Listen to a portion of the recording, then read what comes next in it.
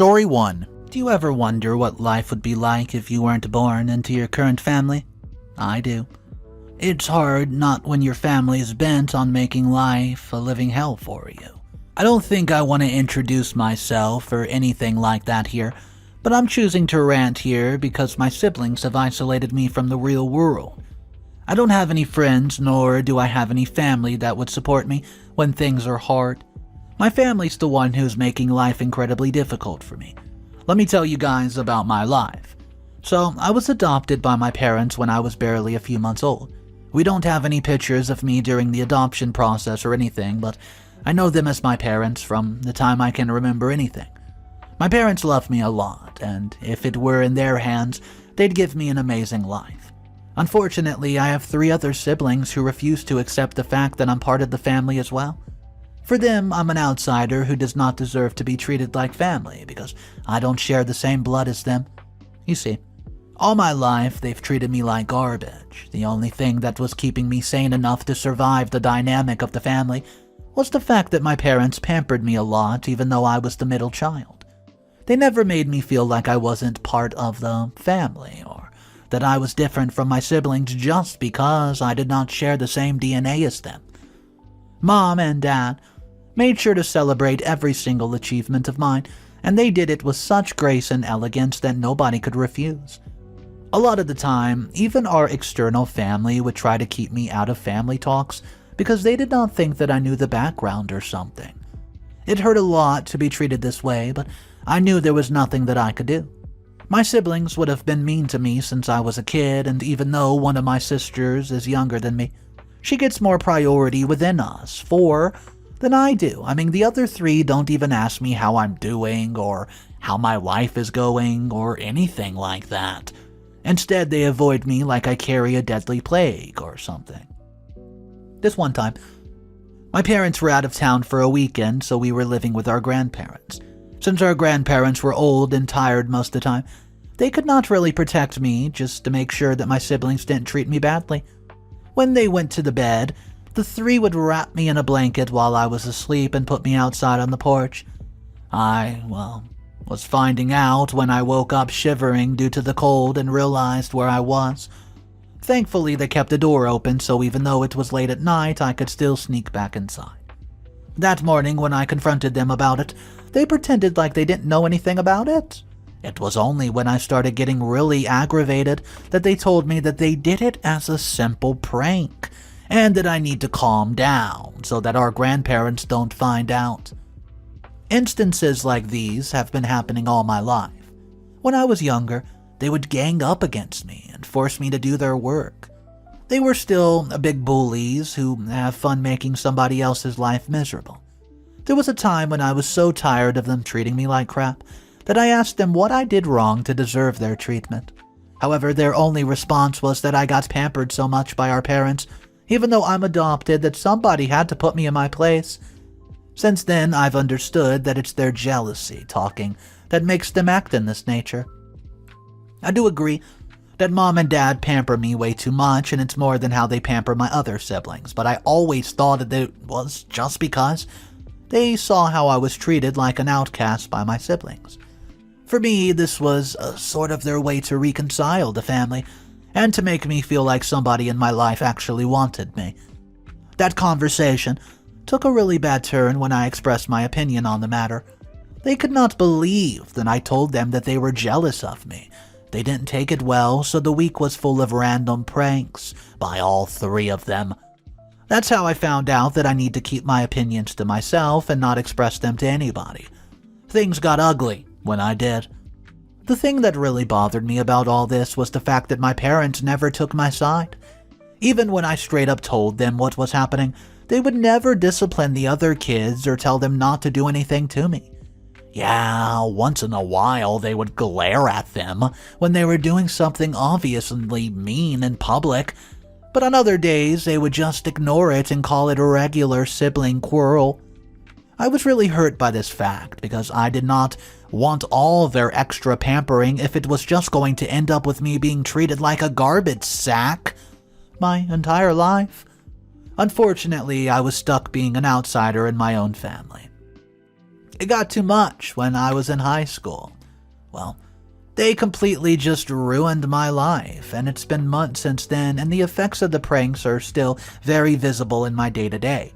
So basically, we're all around the same age, which means that we're close to each other in grades as well. All of us were in high school at the same time, and everyone knew that we four were related.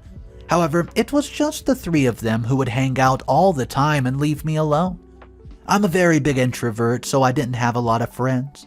Just because I talked too casually in class. There was nothing fun about high school for me, honestly. My siblings made sure that I did not accidentally be associated with them, because that would bring shame for them as a family. Every time that they'd see me sitting alone at lunch or in the hallway, they'd either sneer at me or laugh at me. It was never a look that siblings gave to each other, but I was used to it, so it didn't bother me that much. They were bullies in high school, to put it simple. But they never did it in a way that would make them look like the bad guy. Instead, they just went around telling everybody that I did not fit in the family dynamics, and I was kind of just there to take up space. However, no one in school actually knew that I was adopted. This is because I went to school that had really a few students. So the rumors spread really fast, and on top of that, the students were super judgmental about everything. They had very conservative views and belonged to families who abided by a firm societal structure. I mean, anything that was not normal would be a big deal. It was a very old-fashioned mindset, and I was super tired of it, but I had to accept it. Especially because my own siblings had the same mindset as well. They didn't get tired of reminding me that I did not actually belong with them because I shared different DNA.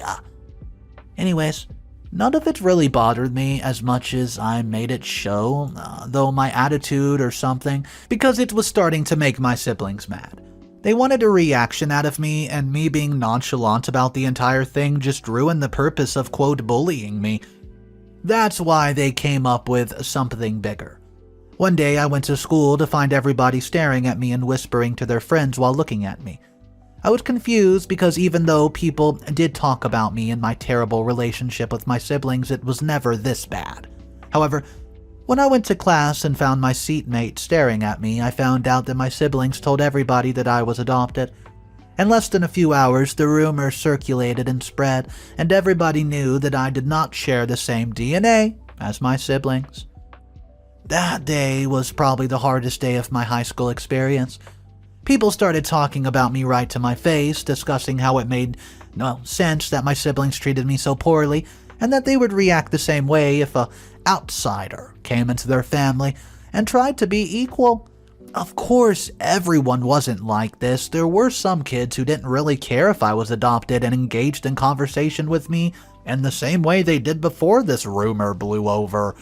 However, there was a higher percentage of people who did care and weren't too pleased about adoption in general.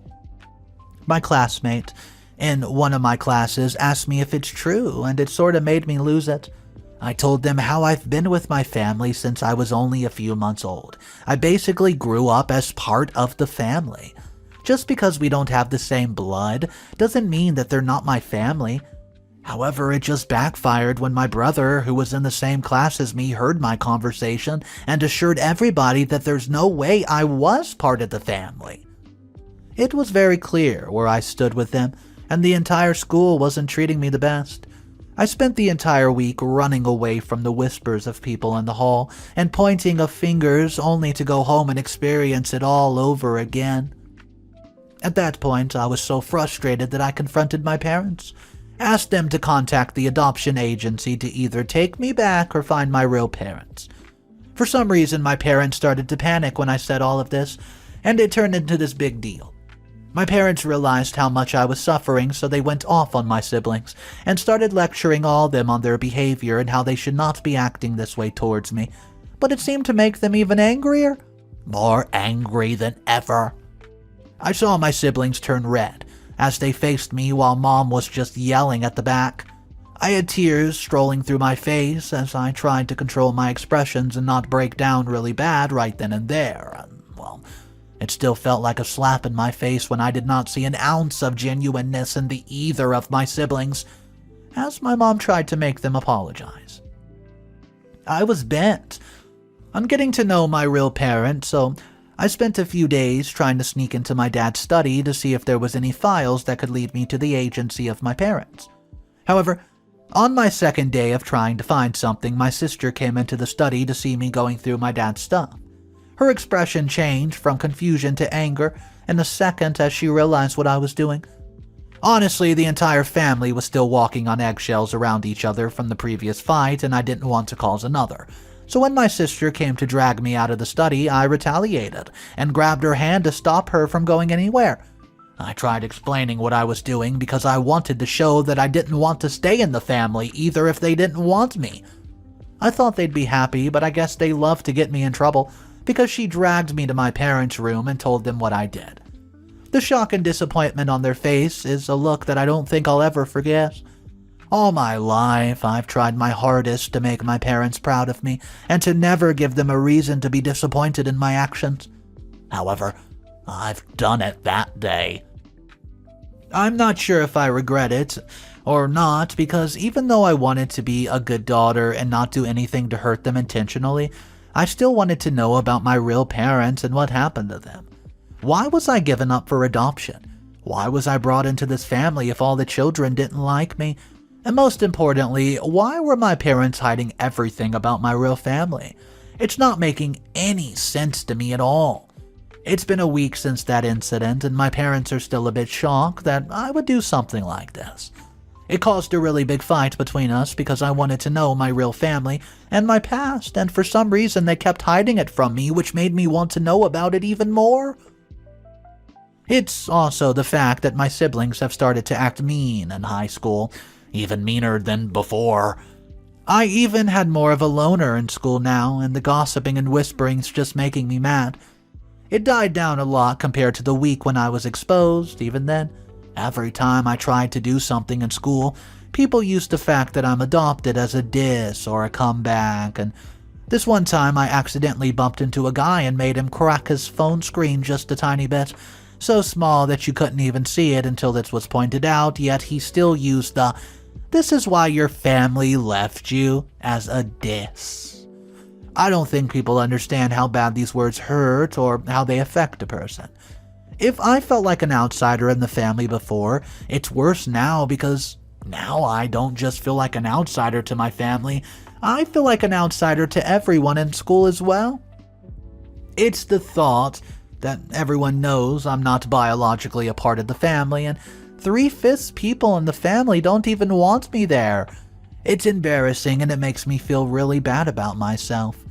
My parents have tried to calm me down and comfort me by explaining that I feel like a missing piece of the family that came into their lives right there at the perfect time, but I don't know if I believe them. I don't know if I believe anything anymore. Update number 1. Hey guys. It's been a few months since the incident happened. Things were a bit rough for the first month, but it got better after. Everyone in my family forgot what I was about to do, and I agreed to never do it again. I realized that I needed to let go of my past and not let it dictate me. There was a reason that my parents must have abandoned me. I should be grateful that my current parents decided to adopt me and give me a good life. My siblings were still the same, but now my parents were a bit hesitant towards saying anything related to adoption as well.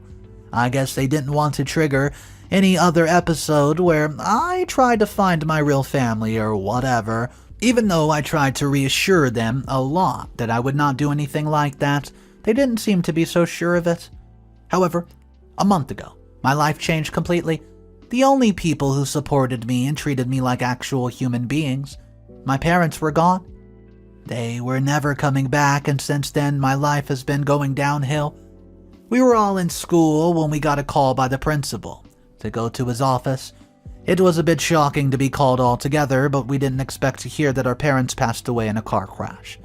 Our world shattered when we heard that, and the entire office was full of our cries and wails as we tried making sense of what happened. Even when the teacher was trying to convince us to calm down, it wouldn't work. Our parents were the greatest source of inspiration and happiness for all of us.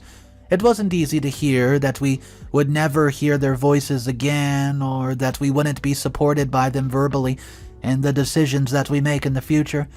For me, it was worse. My parents were the only real family I had. There was no one to support me now but my siblings. They had each other to get through this tough time, and they had each other to rely on. I didn't. Instead, they made sure I felt isolated.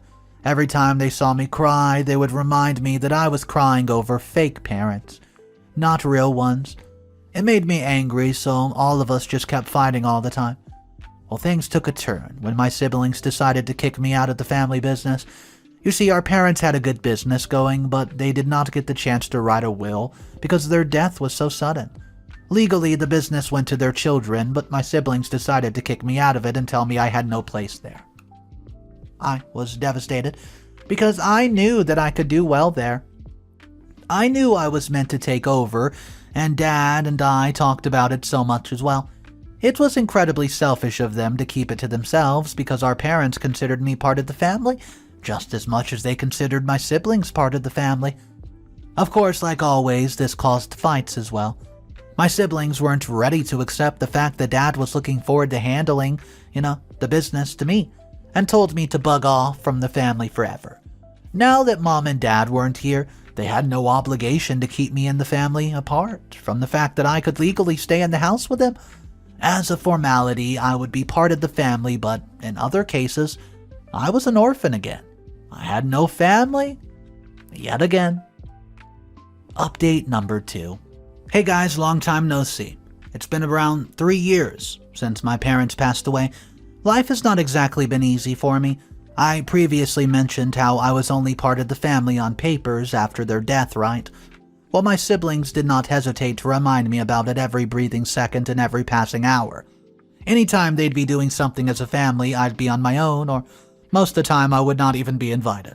Now, in my last year of university, and away from my siblings, I got out of that house as soon as possible, because I didn't want to constantly hear about how I was living in a house that wasn't mine, or forcing myself to be a part of a family I didn't belong to. It was getting tiring listening to all that, so I worked really hard on my college applications, and I got accepted to a university far away from my siblings. Ever since I moved, I haven't talked to either of my siblings properly, and they haven't made the efforts to talk to me either. The only conversations we had were the basic things that siblings needed to have to make sure the other was alive. Even if we hated each other, I guess they wanted to make sure I did not end up like my parents. Also, the fact that part of the inheritance money went to me, and most of the time they tried convincing me to give it to them. All these years, I sat back and watched them spend all their inheritance money like it was water. They had no care about how valuable money was, and because they were all handling the business together, whatever money they generated from there, they'd use it to pay for their expenses and spend the rest of them on luxuries that they could just live without. I didn't see the need to waste so much money on stupid things as much as they did, but hey, I didn't want to interfere. I got a job on my own, and along with my inheritance, I'm making enough money to take care of my rent and expenses. However, this year, I found out that they were basically spending the money on parties, drugs, and gambling. Things like these weren't only ruining their life, but also my parents' hard-earned money. I knew Mom and Dad would have never wished to see their kids end up like this, and because of that, I decided to text my siblings and tell them that they need to get their act together.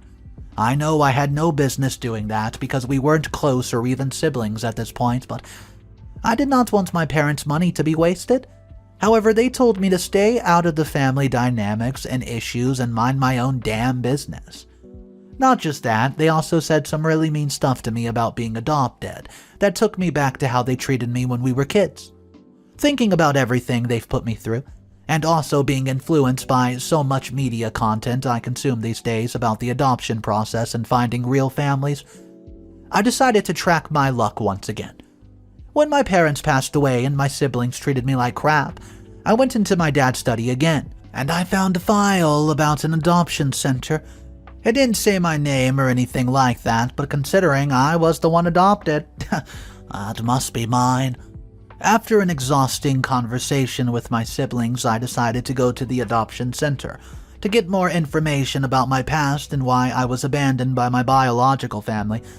However, once I got there and asked for my information, I found that I wasn't in their records. My parents never adopted me from this place.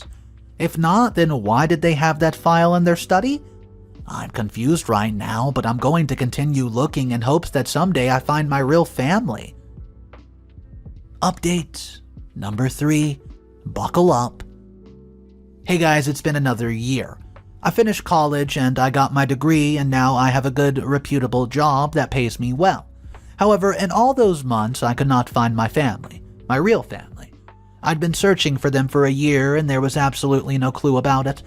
I went through every corner of my dad's study, I asked relatives, I asked my siblings, but nobody knew where I was adopted from. At this point, I was ready to give up and just let it be. I was ready to accept the fact that I would never know my real parents, and I was stuck with my siblings that hated me for even existing. I was mentally ready to accept it, until somebody suggested I do a DNA test to find out my genetics and my real family. I felt like such an idiot for not realizing sooner that something like this existed, and that I did not need to work so hard for the entire year to just find where I was adopted from. At one point, I was convinced that somebody had just dropped me in front of my parents' door and they decided to keep me. It would explain so much about why I could not find out about my bio parents. But guys, that was not the case. That was not the case at all. In fact, it was the exact opposite. Are you ready for this? Let me explain. So, I got the DNA test done a few weeks ago and I got my results. I opened them a few hours ago, but ever since then I've just been sitting here in shock. Well, initially I got it done months ago as well, but I did not think they were true and there must have been a mistake of some sort. So I got it done again. But this time, same results. Now, it was for sure. There was no mistake. I was the biological daughter of my parents, and my 3 siblings were adopted. Let me tell you how I figured out that my siblings were the ones adopted. After I got the results the first time, I went back to the adoption center to find the connection my parents had with it, if it weren't through me. That's how I found out that all 3 of my siblings were adopted from that place. Yes, you read that right. I wasn't the one who was adopted. The years of torture and bullying that I went through were all for nothing because I wasn't the outsider of the family, they were. I'm not sure why my parents twisted the narrative around though, but whatever the reasoning may have been, it had made my life hell for all those years. When the first test came back, I spent more than a week trying to find out the reason for this deception. They would not have done this for no reason, but now that they weren't here with us, I could not find out the reason. Since there was no explanation, I was a bit hesitant to accept the results, and this is why I sent my DNA for the second testing. Right now, I'm just sitting in shock because I can't believe this is happening. The anger that's rising inside of me is insane because I went through so much all these years, only to find out that the ones who, well, should have been bullied were my siblings and not me. They ruined my life for no reason and they were going to pay for it. However, I needed a proper plan for it. I wanted them to feel the helpless of their life going downhill as you try gluing the pieces back together only for them to fall back down again. I know the perfect way to do it. Final update. My revenge plan was a success. Let me walk you through it. My siblings are in shock and trying to piece their life together so they don't lose control of it. Meanwhile, I'm enjoying every single second of it. This inner peace that it's giving me is incomparable to anything else because they're now going through the same feeling of helplessness that I went through all my life because of them. To give you guys a bit of context on my revenge, well, I took the most valuable things that they owed. All the ancestral properties of our family, basically everything since I was a little kid. I kept hearing about how my dad's family owned so many properties, and since he was an only child, all the properties went to him, and after grandfather died, this meant that after his death, all of them would go to us.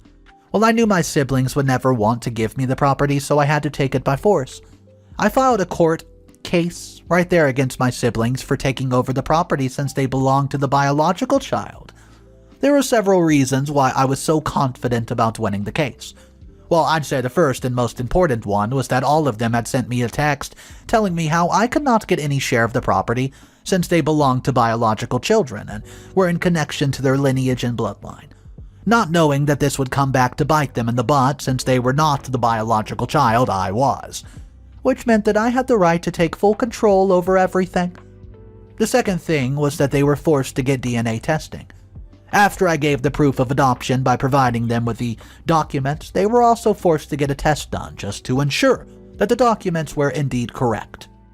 Of course, the results came out in my favor and they weren't biologically related at all to my parents. Third, ever since I found out about this entire situation, I contacted my grandmother and told her about the results and what I found out. Of course, I wasn't really close to her, but even though she failed to protect me from my siblings when we were young, she did not mean to intentionally harm me either. However, after hearing everything that my siblings have put me through and the results of the DNA test, she agreed to be a witness in my court case. She was the one who announced that these properties were part of the bloodline, and it was a tradition to only give them to the bio child. All of this evidence and acts combined together made my case really strong. That's how I won. The shock of my siblings' faces is something that I'm not going to forget any time soon. It was so satisfactory to see them go through the same thing that I did, but not just that. The only thing they were most excited to take control over was now mine, and there's nothing they could do about it. It's exactly like Mom once said. Karma really runs around in a circle. Story 2. I lived in a small, picturesque town, along with my family. I had a meager, paying job that was enough for me to get by, although my mother was affluent.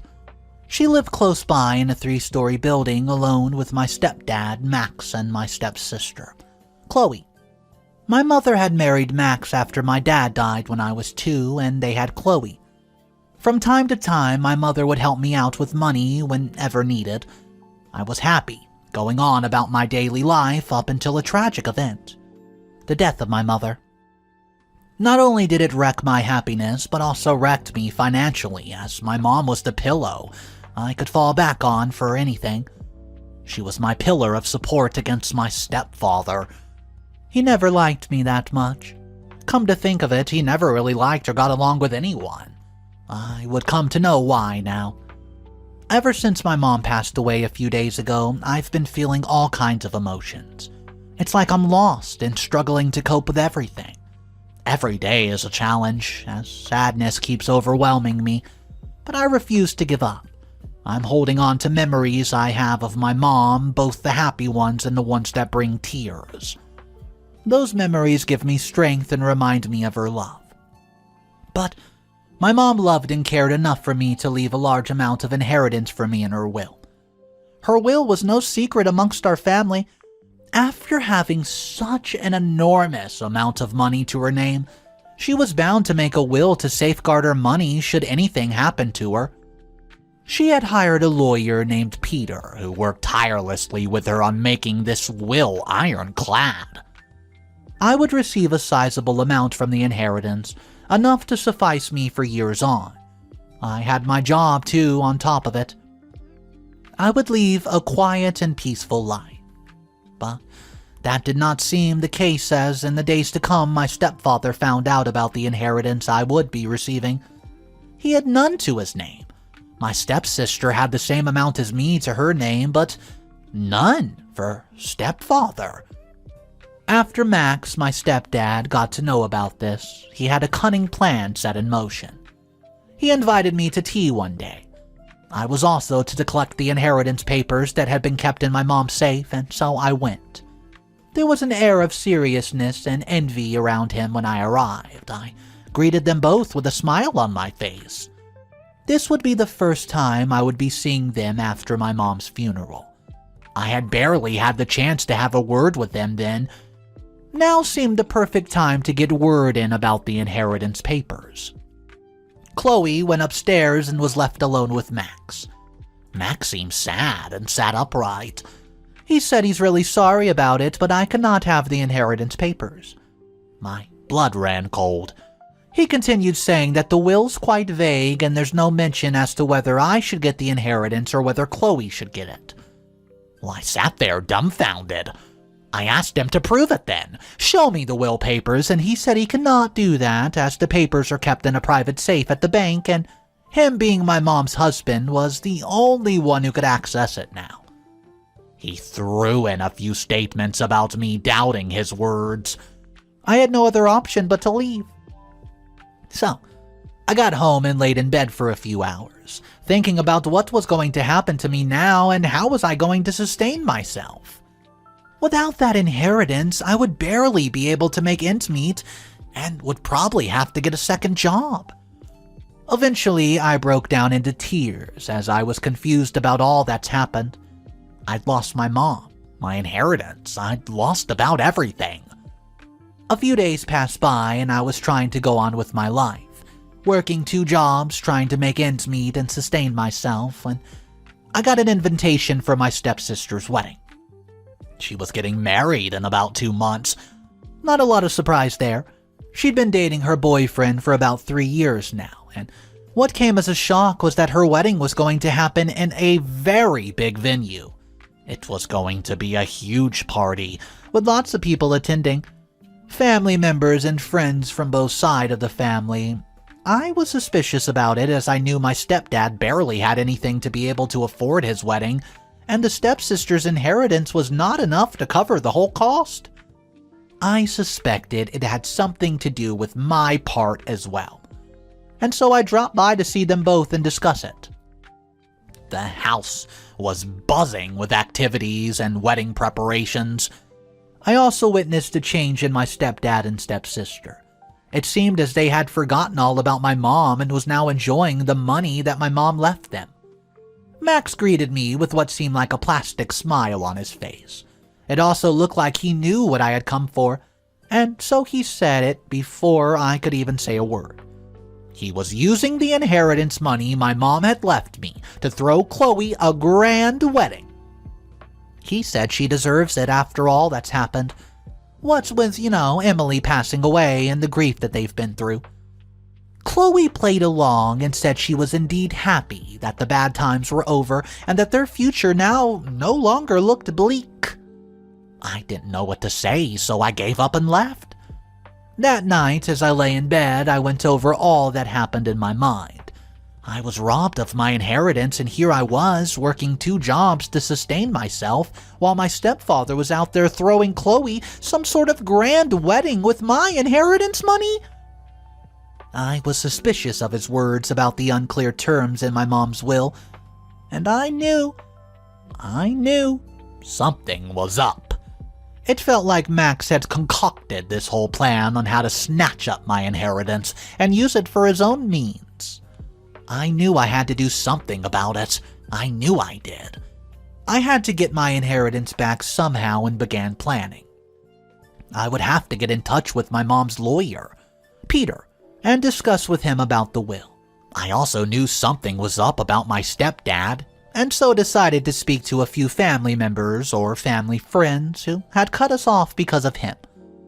I met up with James, a family friend who cut us off for a reason I would not get to know. Well, until now. James and I met for coffee at a local cafe and started recounting the details of what happened. Max was in need of urgent money for paying Chloe's school fees. James, however, knew Emily had more than enough to take care of it, but Max had come up with an excuse for that too. They had run out of their savings and Emily would be paid in just a few weeks, and so they had no means to pay for the fees and Chloe would have to stop going to school. Well, James took a bit of pity on Chloe and gave a few $1,000s cash up front. Cold, hard cash. Max was thankful and said he would return it all when Emily got her salary later. But he did the unthinkable. He disappeared with the money and blocked James. James got to know from friends that Max had spent all the money gambling instead, and the story about Chloe's school fees was made up, as Emily had already paid it. James figured he was not going to get back his money and just cut Emily and Max off. He had made a mistake because of which he had been in debt for months. but he learned his lesson. I thanked James for telling me this information and told him about how Max had taken my inheritance and was now throwing Chloe some grand wedding like Cinderella. James too felt angry about it, as I did, and said he would help in any way he can. He also told me to talk to Simon, another such friend of whom I was unaware was estranged by my stepdad's actions. I met up with Simon not long after, and he too told me about how Max had also deceived him under the pretense of he needed money for a very urgent matter. Simon, being a good friend of Emily's, gave it up in hopes that he would get it back, only to find out later that he's been blocked and his money being used for leisure activities. Of Max, of course. Simon too decides to cut Emily and Max off at this point, and has not spoken to them ever since.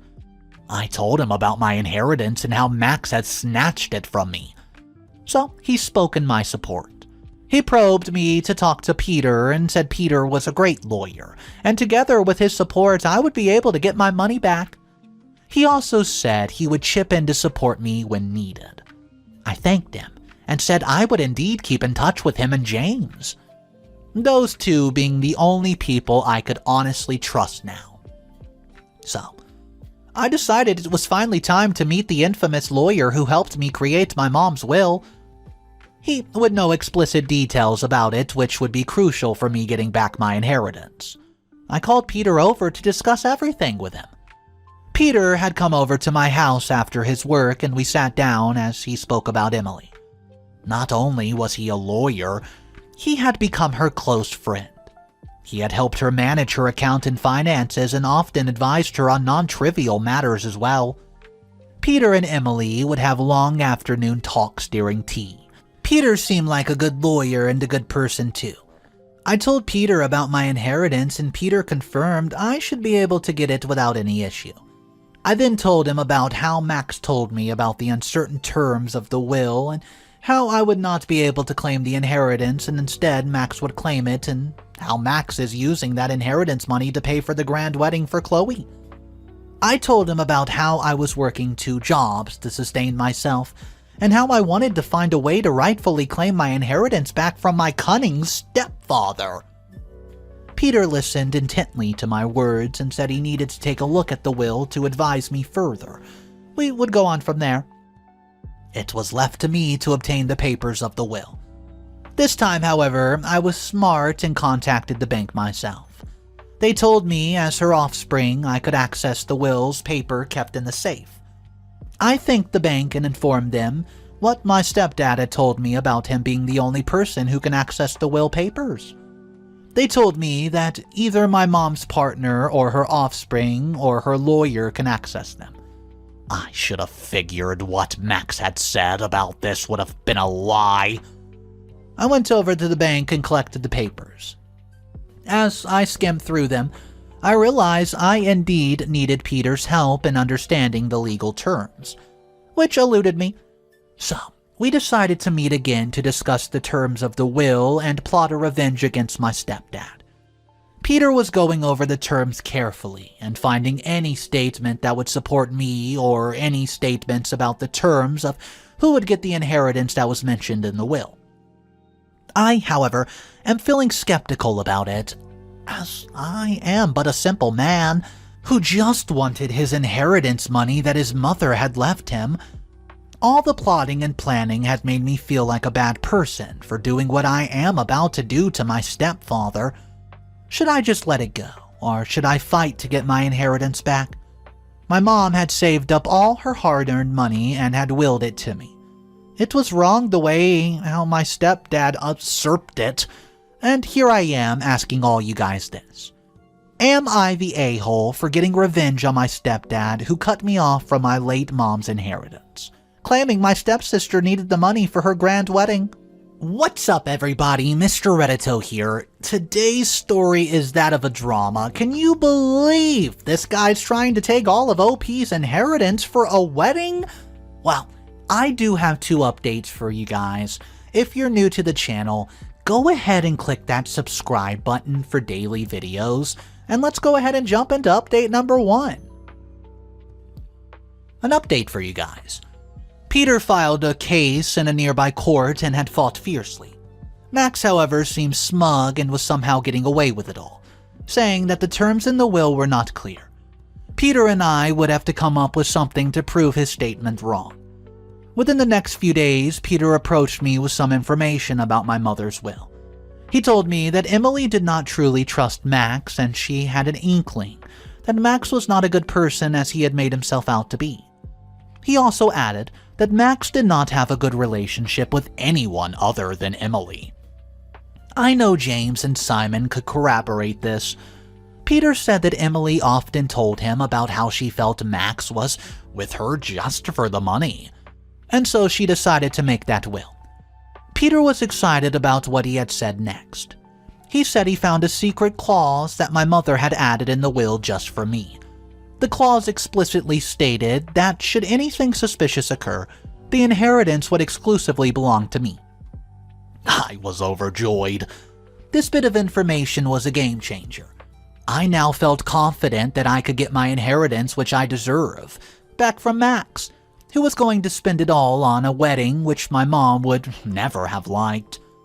This revelation not only strengthened my resolve, but would also equip me with all the support I needed to combat my stepdad's, machinations. But before that, we needed proper proof and evidence to submit in court, and prove that there were suspicious activities with my mother's will and the rightful heir to the inheritance was not able to claim it.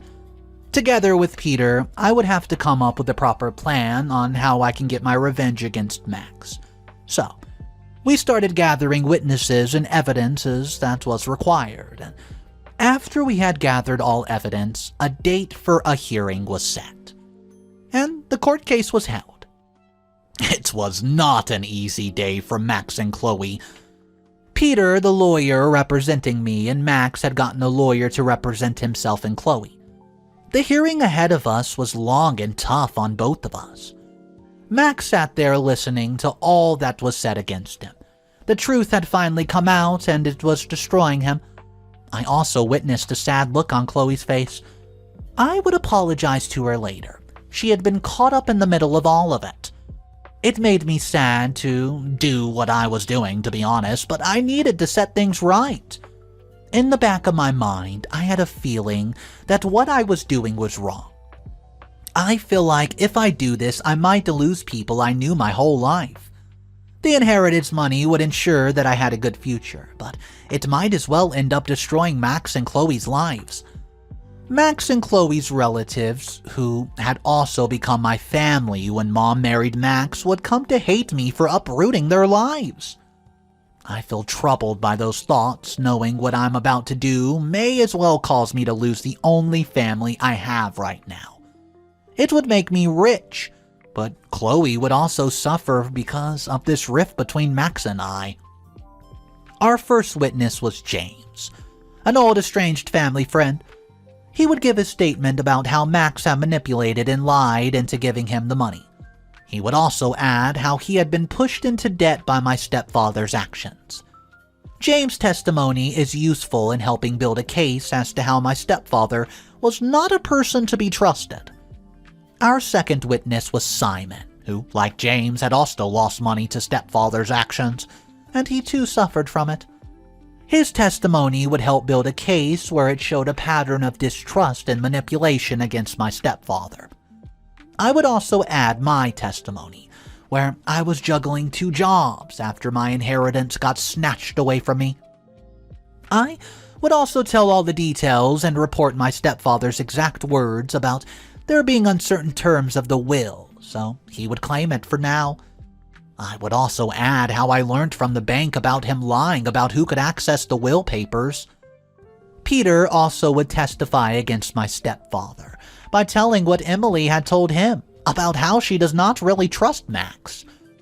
He would then bring up the secret clause of the will and conclude how my stepfather had manipulated me into believing his words and had taken over my inheritance. The secret clause would then be exercised in the situation, and I would get my inheritance back as I was rightfully owned. I also had gathered evidence from the clubs that Max went to, where he would just gamble and lose all of James and Simon's money. I also had ample evidence from several salons, showrooms, malls that he went to and spent huge amounts of money. The evidence and testimonies against him were ironclad as the secret clause in the will. Peter and I had finally looked in bank accounts of my stepdad, hoping to find some significant information there that could help our case. That's when I realized that my stepdad had been stealing a small sum of money from my mother for a long time. The nerve of him. After the final evidence of the secret clause was presented, the judge put the court in recess to think of and come to a decision. Meanwhile, Max and Chloe walked up to have a word with me. Chloe went first and asked why I was doing this, and why I was hell-bent on ruining her wedding. Well, Max kept a stern face and looked away, anger boiling up inside of him, I could tell. He told me I would come to regret doing this and claiming back my inheritance. I apologized to Chloe that she has to go through this, and I assured her that her part of the inheritance would remain hers, and I was just rightfully taking back what's mine. Update number 2. Recess is over. The judge made a decision. He ruled in my favor and said that, as mentioned in the secret clause of the will, the inheritance would go to me due to the suspicious activity conducted by stepfather. The judge went on to further reprimand my stepdad for his manipulation and lying tactics concerning the money that he acquired so far.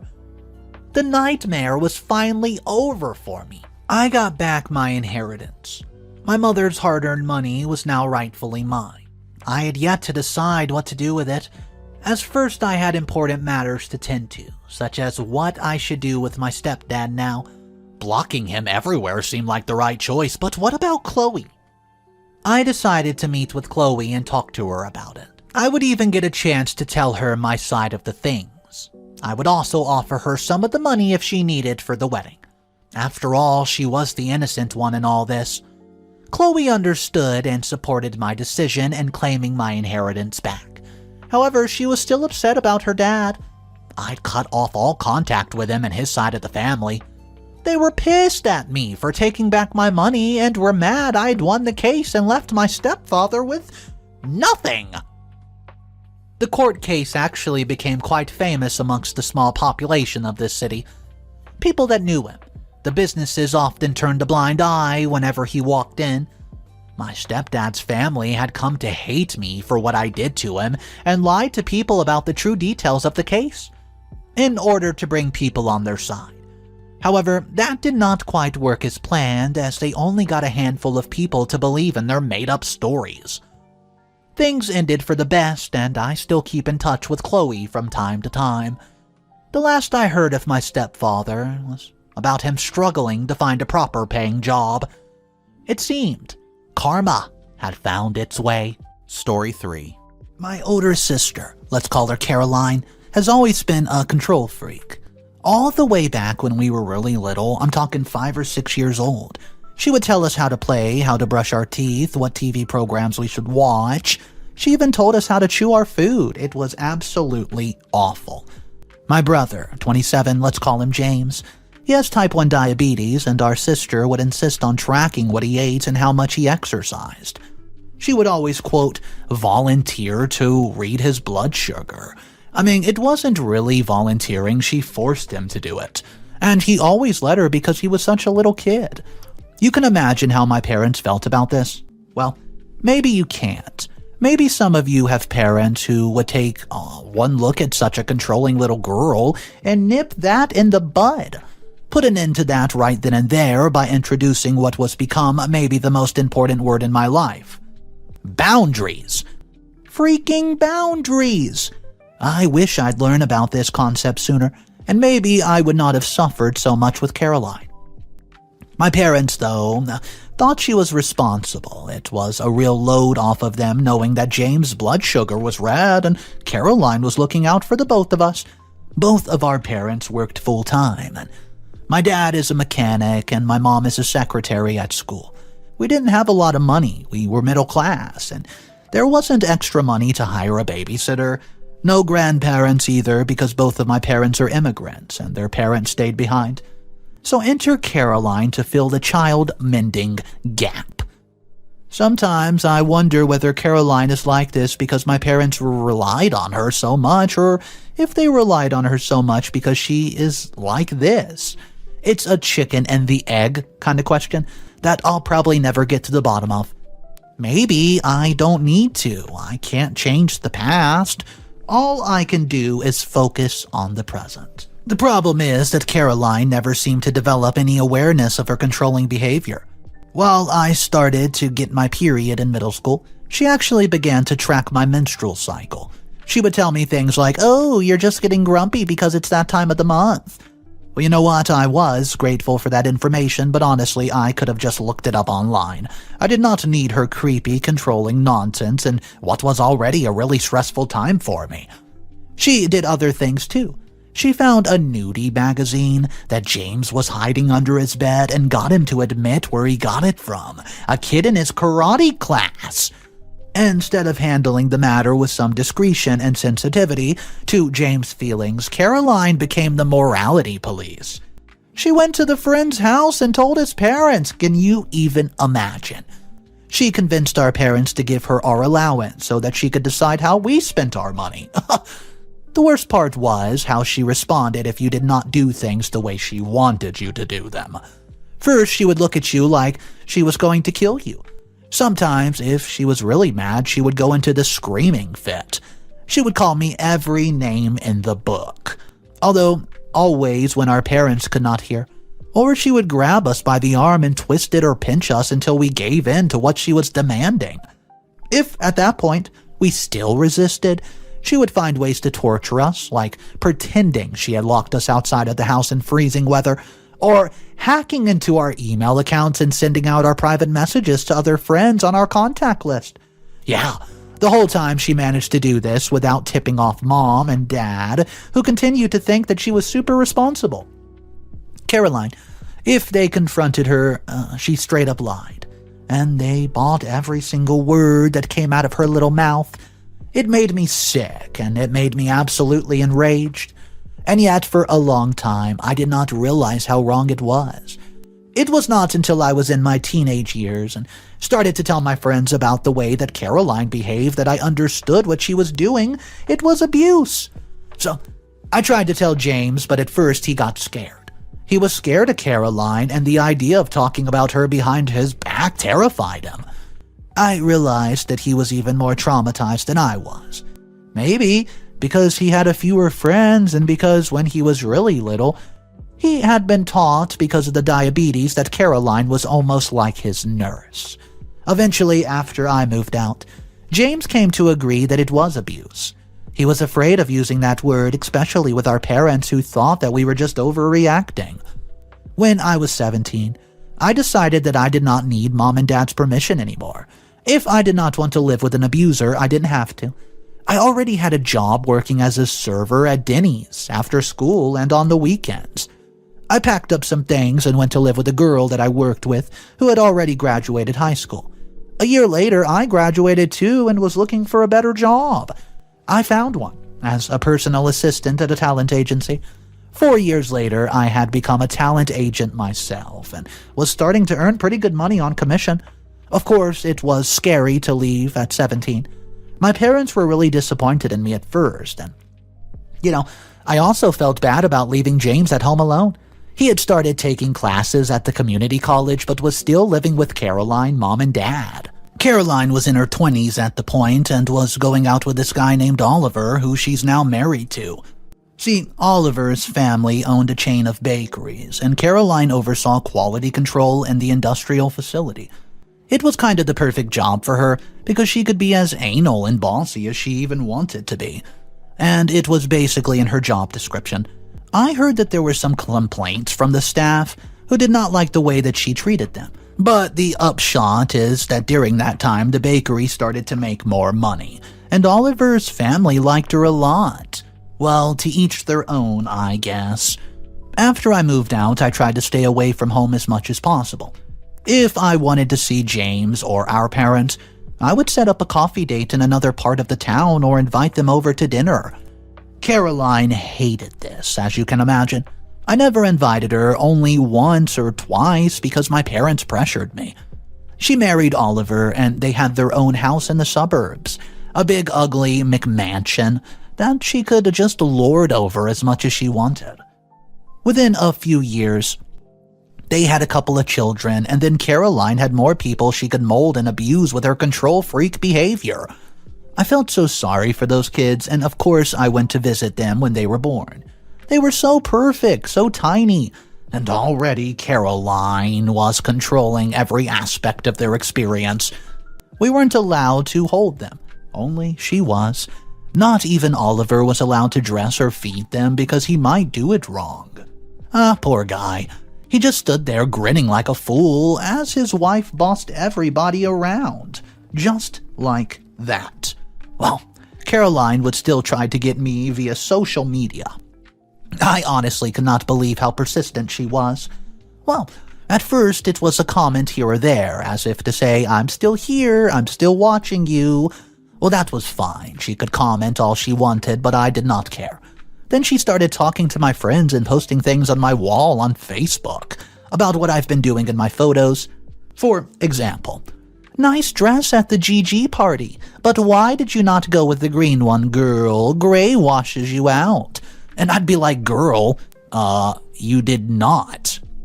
You know, I just can't let this stuff go like that from most people, but I'm great at letting others know when they've crossed a line. Like I say, boundaries. But with Caroline, it's another story. She's really just getting under my skin.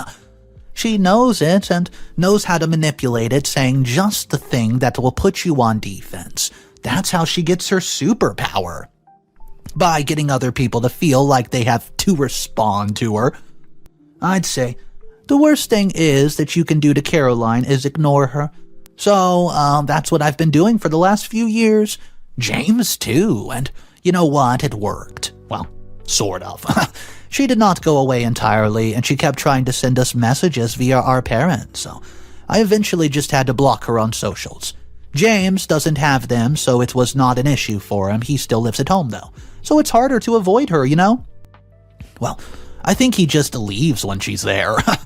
After a while, I had to tell Mom and Dad that I did not want to hear anything about Caroline, and it broke their heart. I think. But at the same time, I got the impression that they were finally getting it, that Caroline had an absolute control problem. And it started to push the people in her life away. Still, it did not prepare them for what happened the other day. Every summer, Mom and Dad go away for 2 months to a cabin that belongs to one of our uncles, Uncle Ron, who I guess was friends with my grandpa back in the day. Ron is a funny guy, a bachelor that we always suspected was either gay or just totally uninterested in romance or anything. He made a lot of money in the .com boom in the 90s, so he traveled a lot and had houses worldwide. This cabin is near Killarney, was way up north, and I guess Ron uses it for ice fishing in the winter. Mom and Dad spent their honeymoon there, so every year for their anniversary they drive 6 hours to the cabin and just spend the week there. Well, I never really wanted to imagine what they were doing up there. Ew. Dad calls it the yearly Spice Your Marriage Up retreat, and that's as far as I've ever wanted to imagine. Of course, as they've gotten older, it's a little stressful for us, knowing that they're alone up there with nobody around for miles. My folk had us when they were already in their late 30s, so Dad is almost 70. He's a tough guy, but you never know, his heart isn't really 100% since he developed sleep apnea. So, if something, ever happened to him, how could Mom get help? She doesn't drive, there's no cell phone service, and every once in a while you see other fishermen on the lake, but that doesn't count for much in an emergency, now does it? Well, anyways, this year, there were bad wildfires up where the cabin was, and not in the country itself, but close enough that it left a blanket of haze over everything and made swimming, boating, and hiking unpleasant to say the least. So, my parents just decided to drive around the different counties up north, visiting old friends and staying inside until the smoke from the fire dissipates. Toward the end of this tour, they decided to drop in on me. My place is a few hours outside of the city, not exactly close to it, but not nearly as far. So, I was the last stop before they returned to the cabin. They still had a month up there, and the fires have been put out several days ago, and the smoke was even clearing up. My folks are not very great at communicating. They show up and expect that I'll be home, which is okay since they are such good company, and I usually am at home. So, I invited them in and made some coffee. I guess they've forgotten to turn their cell phones back on after being out of range. Otherwise, I probably would have gotten an alert from them. I'd convinced my mom to let me set up location sharing for when they went away, so I wouldn't have to worry as much. That's the real difference between Caroline and me. And I actually worry about people's well-being, and she pretends to worry so she can influence what you do. Well, we had just sat down to have coffee, and Dad was telling a boring story about finding animal tracks or poop, or something around the cabin. So my phone starts to vibrate, and I assumed it was work. So I excused myself and entered the bedroom. It was Caroline. She was crying. So I asked her what's wrong, and I may loathe her controlling ways, but she's still my sister. Through snobs and sniffles, I heard her say, "They're gone. They're gone." Well, I asked her what she's talking about, and my first thought was that something had happened to my nephews and Oliver. So I broke out into a cold sweat as I imagined that they've been in some terrible accident. Maybe their car flipped over, or they've been at a school event, and it was all just awful things that the stuff you see on the news. Well, she told me our mom and dad were gone. She said that she had just found out and that she's gotten a call from their lawyer, and when I asked her what they died from, she said carbon monoxide poisoning. I asked her what she was talking about. The cabin didn't even have gas. She said that her Uncle Ron had put in a central heater last year, adding that he probably just cheaped out on the installation, and then she started yelling, "But aren't you hearing me? I'm telling you they're gone." Well, she was crying, or at least pretending to, but I could also tell she was getting angry. Part of me wanted to tell her I knew she was lying, that Mom and Dad were fine. Sitting in my kitchen, however, another part, a stronger part, wanted to see where this was going. So, somewhere in the back of my mind, I was thinking, this is my chance, this is my chance. Finally, they're all going to see what a manipulative liar that she truly is. Jesus, Caroline. I paused as though I was in shock. Oh, I need to sit down. I pretended to cry, making my voice sound like I was actually sobbing. I asked her for details, and she said that she's gotten a call an hour ago from Killarney County Police. They found them both in bed, asphyxiated. Oh my gosh. Oh my gosh. At that moment, my mom walked by the bedroom on her way to the bathroom, and she looked like she was going to say something to me, so I put my fingers to my lip, pretending that I was on a work call. I heard Caroline stop crying and clear her throat. When she spoke again, she sounded calmer. I guess she swallowed my performance and just really thought I believed her. So, she said that she thought that we would see each other eye to eye, and that it's not good to be alone at a time like this. "Can you call James and arrange a meeting?" she asked.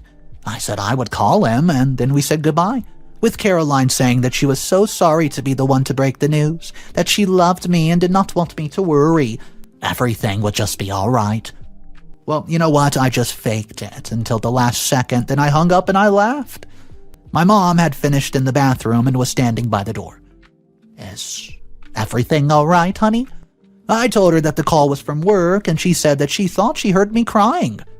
Oh, well, one of the other agents is a real joker and always cracks me up to the point of tears. My parents were obviously tired and still had a few hundred miles to drive, and I decided not to tell them about Caroline's ploy, because even though it was funny to me that she'd been so insanely bold, I knew that Mom and Dad would be hurt and upset, and so we hugged and kissed goodbye, and I called James. He was confused as I was, although he was also pretty upset because he's also just always been more sensitive about stuff. "What? Why the duck would she do that, man?" Well, I said I wasn't sure. It was just another one of Caroline's twisted games. So James asked if we should not tell our parents in case Caroline tried to do something to hurt them. I don't think they were actually in danger, and I guessed that whatever she was doing was probably about money. But we don't know until we meet with her, I said. So I convinced James to join us tomorrow morning because I was worried, though James is a terrible liar. The absolute opposite of Caroline, I did not think he would be able to keep a straight face. On the other hand, he is also such a nervous guy that I've literally seen him laugh at a funeral because of the discomfort. So maybe if it came to that, I could blame it on his nerves. Then I called Caroline back and we planned to meet at her house. I spent the rest of the evening relaxing with my cat and drinking G&Ts, trying to figure out, well, Caroline's long game. I'll update you when I find out. Update number 1. So, we met at Caroline's McMansion at 9 a.m. sharp the following day. I brought Danishes and coffee, and James showed up looking tired and disheveled, which, to be honest, is his habitual look. But it worked now, given the circumstances. Okay, under the crocodile tears, Caroline looked as though she had slept 8 hours uninterrupted. I bet she had. I bet she was feeling pretty damn good. Well, the phase 1 of her plan was complete. She started by sitting us down, insisting that we have a group hug. When we, quote, brought it in, I was surprised to notice that Caroline smelled a little boozy. And not last night boozy either, fresh like she's been drinking that morning. Although, with plenty of mouthwash on top, has she been celebrating, or was this a new development? Also, the house was kind of a disaster. Ever since she's lived there, Caroline had a house cleaner come twice a week. The place always sparkled, and now there were dishes in the sink and the floor looked sticky in the kitchen. There were kids' toys everywhere, and I asked how my nephews were. And Oliver. Caroline narrowed her eyes and said that they were just fine, thank you. Then she went back to being shocked and grieving Caroline. After we had been shocked and grieving for a while, she got to the point. Aside from needing to be among family at this time, there was a practical matter to attend to. She went to the credenza and took out a folder. This unpleasantness is Mom and Dad's final will and testament. She sniffed and just wiped a non-existent tear from her little eye. Sorry, said James. Why do we have to deal with that now? Shouldn't we go and check on Mom and Dad first to see if the bodies found were really theirs? I looked at him. For a second, it was as if he's forgotten it was all nothing more than a lie. I nudged him when Caroline wasn't looking. Well, go along with it, I mouthed, and he nodded. Caroline, she just simply looked at James, asking if he did not believe her. Our older sister went on to explain that she had gotten a call from a lawyer shortly after the call from the police, and I was wondering how come the lawyer came to know about Mom and Dad's death even before us. And he went ahead to call Caroline right after the police, but I did not point out this loophole in Caroline's narrative because eventually everything that she was saying or going to say was nothing more than a lie. So, Caroline says that the lawyer claimed to represent Mom and Dad, although I did not recognize the name, which was not that of their usual lawyer, a family friend. Caroline admitted that she's been skeptical as well, and she said that the lawyer, if he had contacted us, and he said he only had Caroline's number, as the eldest child, she had been nominated as the executor of the estate. So she just pretended that this had not eliminated her doubt. She went to the law office, and the lawyer had all the paperwork in order, signed by our parents and a witness, whose name Caroline did recognize as being that same family friend who did legal work for our parents in the past. She laid it out for us. Mom and Dad did not want us dealing with a hefty death tax on their estate transfer, so James, always skeptical, asked if this was really legal. While avoiding all eye contact, Caroline said it wasn't illegal, but rather a clever backdating trick. It sounds shady as hell. Yeah, but their lawyer gave it the green light, Caroline reassured us. We checked the paperwork and I asked why there was a rush. Caroline explained it's all time sensitive and that waiting would make the backdating look a bit fishy. She planned to split the estate after covering funeral costs. She said there was a catch. We had to front the lawyer fee and transfer tax pronto. Well, James was actually short on cash, so I volunteered to cover. Caroline mentioned the big sum, asking for bank drafts by the weekend. I agreed, and Caroline, as the executor, wanted drafts in her name, for simplicity. We chatted briefly in a really superficial way about the kids and Ollie. Caroline seemed suspicious that I was asking about them or defensive of something. On the way home, James floated the idea of reporting it as fraud, and I suggested waiting for our parents' opinion, throwing in the idea of a road trip. Sure, I got nothing else going on. So, we decided to drive back to our parents' house so James could get his stuff. That's what he's doing right now as I type this out. Guys, I'm not sure I'll read all your replies, but it's good to have this account and have the story written out in one place. Who knows, this post might be read out loud in court one day. Updates to follow. Update number 2. The drive to the cabin is 6 hours if you don't stop. When we were kids going to visit Uncle Ron, my dad drove straight through. Maybe there would be one pee break, but other than that, it was sandwiches in the car and us driving each other bonkers in the back seat. James and I decide to visit Mom and Dad at the cabin, and we stop to take a break from driving just now. He's a vapor, and I don't like smoke in my car. Also, we enjoy the luxury of taking as many pee breaks as we want. While he was vaping, I decided to take a peek at Caroline and Oliver's social media. I could not help but notice that she had stopped posting photos of the children, and there were pictures of Oliver in what looked like another state with my nephews. So I decided to DM him. He happened to be online and just replied to me straight away. Reaching out, I asked Oliver directly if everything was okay with Caroline. There was a pause, and I could see the 3 dots indicating that he was taking his time to chat. His message appeared on the screen, basically conveying that things were not okay. He had taken the kids to stay with their grandparents for a while, and I hesitated, apologizing if it was none of my business, you know. Oliver reassured me that it's okay, expressing the relief of sharing with somebody who knows Caroline. I suggested a phone call, and we agreed to talk later that day. So, James just came back from vaping, and we are now resuming our drive. Update number 4. By the time we arrived, it was evening, and the sun was beginning to set. We pulled into Uncle Ron's lot, and tree branches brushed the top of my vehicle. This was always my favorite part about driving there. Well, it was like we were entering a secret passage made of birch trees. Mom and Dad were outside, and Dad was building a fire while Mom sat doing a crossword puzzle. They were fully clothed, thank goodness, and I don't know why I thought they might not be. Obviously, they were super surprised to see us. Happy surprised, I'd say. Which was good, they wanted to know what we were even doing here. At first, we pretended that we've been going to a music festival at the last minute and decided to stop to say hello. I let that white lie go until after dinner when the shock of us being there had mellowed out a bit. I didn't want to give my father a heart attack. Mom, Dad, James and I are not really going to a music festival. We came because there's something very urgent to tell you. So, we told them the whole story from the phone call to the meeting to us coming up to tell them. We tried to be as objective as possible, and I did not want them to think that we were the ones out to get Caroline, who they still thought of as their responsible daughter. You know what? It was very hard for them, though. They did not know what to believe. Luckily, James has been smart. When Caroline wasn't paying attention, he took a picture of a photo of the fake documents with his Apple Watch. The photo was blurry, of course, but you could tell crystal clear that it was a document dealing with our parents' death. Dad expressed disbelief, stating this is insane. What do we even do?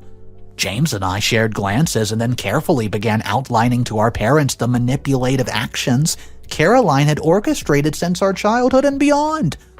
In response to our mother's questions about why we did not come to them earlier, James insisted we did. You never believed us. His tone carried more sadness than anger, and I clarified that this was the reason why I left. My mother appeared on the verge of tears while father clenched his jaw in pure anger. Just then, my phone rang and it was Oliver. So I excused myself and went to chat with him. He sounded sad but also weirdly happy. So, as it turns out, he's been struggling for a while with Caroline. You were right about her, she can't help it. It's pathological. She needs to control other people. It's got so bad that I had to get the kids out of there. So, I asked if she was drinking, and he said yes. She's been letting go from the bakery for showing up drunk a year before, and I was surprised to actually hear that. Oliver said Caroline had tried to force him to get her rehired. That was when things got really bad between them and the drinking got worse and she just stopped talking to him and the kids. One day he looked at her credit card statement balance and it was maxed out with Amazon purchases. Eventually it got so bad that he just left. So I told him I was really sorry and that I wished I could have helped in some way. He said that it's fine, his parents have been a big help. And he said, adding that he thought everything was going to be okay. Well, I grimaced. I had decided not to tell him about the fraud, and it sounded as though he had enough on his plate. Well, tell my nephew I said hi, is what I told him. Part of me was relieved that Caroline was finally hitting rock bottom. You can't go through life like that and expect everything always to go your way. You need to learn to cope with the fact that everyone has their own autonomy. Maybe there was hope for her, but for now, however, we need to protect Mom and Dad and deal with this fraud. We decided to not go to the police and handle this as a family. As far as we could tell, the false documents weren't the work of an actual lawyer. It seemed more likely Caroline had made them herself and was planning on pocketing the money. It was not a very thought-out plan, unless she was intending to run off to Mexico or something, which wasn't really her style. My dad could not fathom how Caroline thought that she would actually get away with this, claiming that he and Mom were dead. It was obvious that we would finally catch on to the hoax. I mean, come on. I told them Oliver had just called mentioning he was with Jake and Max at his parents' place, planning to stay there for a while. Well, Mom looked really surprised, and Caroline had not said anything about that. It did not surprise me. I told them, adding that Oliver mentioned that she's been drinking, running up debt, and lost her job at the bakery. Convincing my mom that Caroline was not the victim proved challenging. While she probably needs help, she had acted criminally. Despite that, my parents were still under her spell and wanted to give her a second chance. We decided to go talk to her, hoping that she could explain herself, though I doubt it.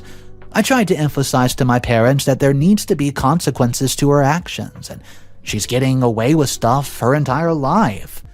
We'll see if it really is understood in the morning, because we're going to drive back there together. Final update. We stopped at my place for lunch and then carried on to the suburbs where Caroline lives. Mom and Dad thought it would be better for them to talk to her alone, so I brought James home and then went into the office to do some work. Seeing my coworkers in real life, it felt really good. We'd been miniaturized versions of ourselves on Zoom for far too long. Later, I met my parents at their place, and James was there too. I asked him how it went, but I didn't really need to know. The answer was written right there on their faces. It turns out that Caroline flat out denied everything. She claimed that we were the ones who approached her with the idea. She said that there was no financial need on her end, pointing to the leased SUV in the driveway and the enormous empty house around her. She said, "That?" James was incredulous, and I was less shocked, and I said, "Of course, she's not going to own up to it. She's in total denial, man." Mom shook her head, and Dad just added that they'd given her every opportunity to come clean. But she's sticking with her story, huh? Okay. I asked my father if Caroline seemed like she's been drinking, and he said no, that she appeared sober. James asked if the next step was finally to go to the police. Well, Mom was pretty explicit about avoiding any unnecessary drama. She mentioned that Caroline provided them with documents, and she claimed James and I had given her. She said that she would look them over and, go back and forth with her own lawyer to ensure the phony documents and would not cause any trouble in the future. Now, the will. As the will stood, Caroline was written in as the primary executor of the estate, encompassing the house, the 2 cars, and Dad's notable stock portfolio, which I actually had no idea about. Mom and Dad said they weren't entirely comfortable with Caroline overseeing everything, so you know what? They're going to make a few adjustments. In the event of their passing, Caroline would receive a reduced share, and James and I would inherit the majority. It would be up to us to determine the terms of Caroline's portion. Mom also informed us that they would be helping Caroline with some cash immediately. We could, get to decide how she got it and what she spent it on, making sure James and I kept the reins on Caroline's financial assistance. This was music to my ears. Finally, Caroline would have to accept that she was not in control of everything and everyone. I asked if I could be the one to tell her, and my mom said, yeah, sure, it's okay, but be careful, because she did not think Caroline was in her right mind. So, I left my parents with James and I drove over there. The lights were off, but I could see the TV on. The door was open, so I walked in. Caroline was passed out on the sofa and there was a box of wine and the coffee table. I shook her awake. When I told her what was happening, she seemed confused. She wasn't drunk, having slept off the booze from before, then it clicked. She was getting left out. James and I were going to be in charge of her money. I watched the rage start to build up behind her eyes. For the next half hour, she screamed at me. She said that I was a liar, deceitful, and a selfish idiot. I just sat there because it doesn't matter. Caroline had run up against the wall, and she's gone all in on the last attempt to force us to do as she wished. It failed, as I told her it would. As she sat there on the sofa, looking at me and saying nothing, I genuinely hoped that she would get better. There are some good qualities to Caroline, and she taught me how to swim, how to ride a bike, and she is very protective. You're going to regret this. I doubt it. We have proof of her attempt at fraud, and she knew it. Should she try anything else, we're just going to go to the police. I left her there, telling her I'd check in on her tomorrow. It felt good to take the high road, although I still didn't know what she had planned to do with the money that she was scamming James and me to give her. But you know what? Now it doesn't really matter since I can assume a lot of things, and none of it matters. Guys, thank you for staying with me till the end. Story 4. A bit of a backstory here. I'm a mother of 3, 34 years old, and my daughter Lily is from my first relationship. When I was young, I got pregnant quite early into a relationship with a not-so-great guy, and he left a couple months after I gave birth. She just turned 12, and he rarely saw her except to bring a gift every year or something. He's a useless father and has always been. After the divorce, I met my current husband. Lily was 3 before she was introduced to him. I've been with my husband Cormac for 8 years now. He's a sweetheart. He never minded that I had a kid, and he was great with her and me. Lily has my last name. My other children have his. When Cormac first introduced me and Lily to his mother, she began shrieking, and I mean shrieking, that I had a daughter. My husband and I were stunned, and Lily starts to cry, and everything sort of dissolved into chaos. Cormac did try to explain that it's totally normal for husbands to take in their wives' kids as theirs. Unless someone's the Queen of England, there's a chance at some point in the family tree somebody married a person with children. My mother-in-law, Dorothy, has been a pain in the butt about it since the first time we met. She always had an arsenal of snide comments and remarks about me not giving her a quote real grandchild, and how Cormac deserves somebody who could give him a real child. Cormac never stood for it, and she would not stop. As a result, I got pregnant, and now have Milo, who's 5, and Lyric, who's 7, with him. Although Dorothy has always been a good mother to Cormac, she's always treated me and Lily differently. I've never ever felt welcomed, never felt like I'm truly part of the family, and they ignore me at best and are mean to me at worst. And I feel childish saying it, but there's no other way to put it. They're just plain mean. How else can it be described when I was super excited to be pregnant again, and one day my mother-in-law turned to me at random and snottily said, "Women have babies every day. You're not doing anything special." Oh, but best believe she's obsessed with Lyric. The fact that this baby did not come from her loins is honestly the bane of her existence. She was constantly begging to watch him and take him places. I'm talking every single day. But Dorothy holds Lily at arm's length and does not treat her like a member of her family. She doesn't include her like she does extended family. Despite being there since she was a toddler, she does not consider Lily, quote, her son, and corrects people when they refer to her as her granddaughter. She says that Lily has her own dad, and yes, she does, but was hardly around when she was born and then left. It hurts Lily when her grandmother says it isn't Cormac's. Both my mother-in-law and father-in-law live out of state and have taken absolutely no interest in my daughter's life. They haven't even seen her for 3 years. During the past years, my husband and I have tried to get them to FaceTime my daughter, but to no avail. So, father-in-law starts calling her once a week or so, but it took so many attempts to even get to that point. My in-laws are both retired, so the lack of effort is certainly not due to the lack of time. They're also financially well off and have taken many trips in the last few years, just none to see us. When there's a family dinner at a restaurant we're not invited or whatnot, and when my mother-in-law and father-in-law were over for one dinner at our house, I had just brought dessert out when Dorothy gave a cookie box to Lily and said, "Share this with your dad." So, Ashley brought it to Cormac. Mother-in-law then corrected her and said, "That's your mom's husband, not your dad. The one who made your mom pregnant is your mom." She also gave my sons a chocolate box with similar instructions. The kids were so confused. My husband told her she was being disrespectful, and father-in-law excused himself that they both left early so the argument did not escalate, but after thinking about it, I was worried what kind of things mother-in-law might tell the kids in private. Especially Lily, who has always known she is not Cormac's bio daughter. Last Christmas, my girl did not receive anything from her, while other kids in the family got gift cards and cards. Also, all the kids in the family get a trip once a month, but my girl never gets to participate. Mother-in-law excuse was this: "I forgot." Also, I'm literally ignored at every family gathering, which is about a monthly affair, at least, if not bi-weekly. I attempt to make conversation and get curled 1 or 2 word responses until they turn and find a family member to converse with. The other day, she was doing a family photo album and was gathering family pictures from everyone. Sister-in-law and her kids, brother-in-law and his kids, and so on.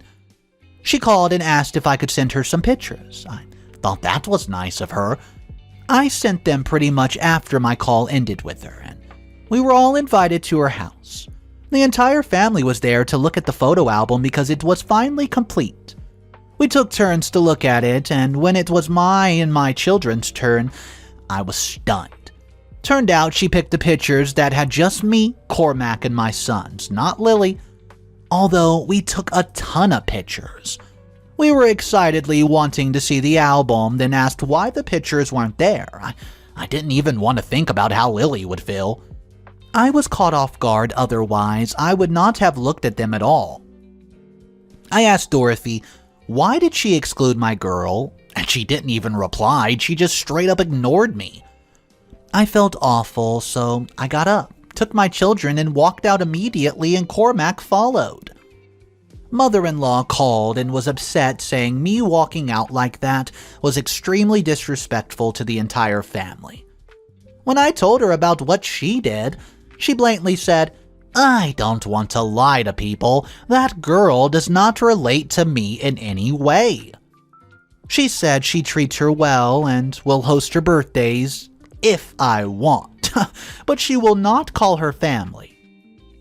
This is when I told her I don't like how she does this, how she treats our daughter like she's not there, like she's not part of the family. I told her we never ever asked her to consider her the same, but she excludes her and keeps her out. I told her I'm her mom and I love her. She got mad and told me I chose to birth her, and she did not choose to have Lily in her life. She also said it was not her business what my relationship is like with Lily. So, I told her today was a symbol of family. Lily felt left out when all the kids' pictures were there except for hers, although I sent her pictures of all of us as a family, and I argued a lot with her over this, and I hung up on her since she did not think that she did anything wrong. I hate to say this, but I think one thing that may factor into it is her different appearance and race/culture. You see, Lily looks just like any other white child, but she has a full head of black hair and brown eyes because my ex was Asian. My husband and I thinks that she's absolutely gorgeous. Another factor is that our sons are also beautiful and are regularly complimented by complete strangers. We've even been approached by modeling agencies after posting their photos on Instagram. Lily is overweight like her father, and she does not look like a model. She's still beautiful inside and out to me and Cormac, but we know this is a very big insecurity of hers, and she feels inadequate compared to them, despite many times trying to make her feel beautiful and shield her. My father-in-law's Facebook cover is a photo family, without Lily and me, and her frequently posted pics of our two sons, but rarely includes her. He buys them gifts, then he buys Lily. He frequently compliments them, but rarely Lily. He was better about it when she was younger, but now the different treatment is so obvious. His family hates the fact that Cormac is, quote, raising another man's child, and they don't like that Lily is coming over every time. Even if invited, Lily now refuses to see her family and knows they don't like her. To be honest, they don't like me much either. But they absolutely adore Milo and Lyric. Probably due to all this, she has bullied Milo and Lyric sometimes. She's a great girl and she's usually kind, but she frequently picks on them and has fought with them, especially now that she's starting to go through puberty and the mood swings are coming. Lyric has also started being nasty back to Lily and calls her fat and ugly. He includes Milo in this too. They do this thing where they stuff pillows up their jumpers and pretend to be Lily. I do my best to stop this behavior from both sides, but it's hard, especially because her school friends seem to think, well, taking Milo and Lyric's side no matter what happens and makes Lily out to be the instigator. She's told me that sometimes she wants to run away from home. My heart just breaks for this whole situation, and I feel like it's too late now to fix their relationship. I have numerous examples, but it would make the post miles long. People aren't broodmares and stallions. You don't tolerate them and then outright dislike their other kids, etc. If any of my kids marry somebody with kids themselves when they grow up, those aren't my bio grandkids, those are now my grandkids too. Well, that means they'll have a bonus grandparent. I will go by Ma, as the mountain woman of the family have done for ages. Now the main problem is Cormac's sister-in-law. Sister and mom have been telling him for months about this event that they're planning at my father-in-law's house the day after Thanksgiving. Some context here. We live in the city, but every Maundy Thursday to Easter, we visit my father-in-law's province that's like 6 hours drive for a religious tradition. I know this might sound weird to a non-religious person, but every year, people there hold a ton of events, like reenactments of the Stations of the Cross through an actual mountain, self-flagellation, and a lot of other stuff. My husband's grandfather is one of the, quote, apostles in these affairs. That entails being one of the primary people in charge of events and portraying one of the 12 apostles in the reenactment. However, he is too old and can barely talk or walk anymore. So, my mother-in-law is the self-proclaimed gatekeeper of the tradition. Cormac's family is really highly respected in the entire town. This was something I witnessed constantly because everywhere we go, people always greeted us and often give us free stuff. I never realized how deeply rooted my husband's family's traditions were until I married into it. They're a religious bunch, steeped in rituals and customs that had supposedly been passed down through generations. But my mother-in-law is just awful. She constantly bothers us about going to church. My husband is only slightly religious, but he does not participate in organized religion, and, well, I'm an atheist, with atheist parents. My immediate family does not ever talk about religion or rituals unless we're complaining about it. It's horrible going to her home. When she isn't spouting her religious bullcrap, she's ruthlessly guilt-tripping my husband about everything. How I treat him, the fact that we don't go to church, the fact that we did not get married in church. She doesn't even see us as married in God's eyes. We'd finally agreed to get our marriage blessed by a priest, but that still wasn't enough. She treats me like the Antichrist, and this is all coming from a woman who believes that in God's eyes, she's still married, so to this day, yeah, she's been divorced for almost 20 years now. The problem is not that she is religious, no. The problem is that she is tactless, pushy, rude. If it wasn't religion, it'd be something else. She uses rituals and customs for control, just like a bully wants to control their victim. Okay, let's fast forward to now. We were like, okay, yeah, sure, we'll be there. The problem now is that we're taking Lily to the event. We thought it'd be a good chance for her to meet the extended family and feel welcomed and included, but a few days back, Dorothy called to tell us that they all decided that Lily could not be a part of it because it's supposed to show the grandparents with their lineage. She insisted that it was exclusively for true descendants. I almost did not even feel like going to their house at all because of this. I did not want Lily to feel excluded. Honestly, I don't even know what I was thinking, because I myself have never felt included in their family, so why would they treat Lily any better?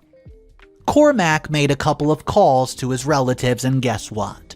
They were all fine with Lily joining them, and they think she's family too. Now, I don't know how accurate this is, but during the Thanksgiving event, I heard somebody talking about how the next day's ritual was not performed before. And Cormac does not remember any tradition like this too. Contrary to Dorothy's claims, the tradition is not ancient at all. In fact, it was an invention of her. So, instead of confronting Dorothy immediately, I decided to bide my time until the next family reunion. The day came and Dorothy, true to form, once again tried to exclude Lily from participating in the tradition.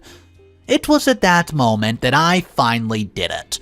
I mustered up the courage to step forward and share the truth with everybody present.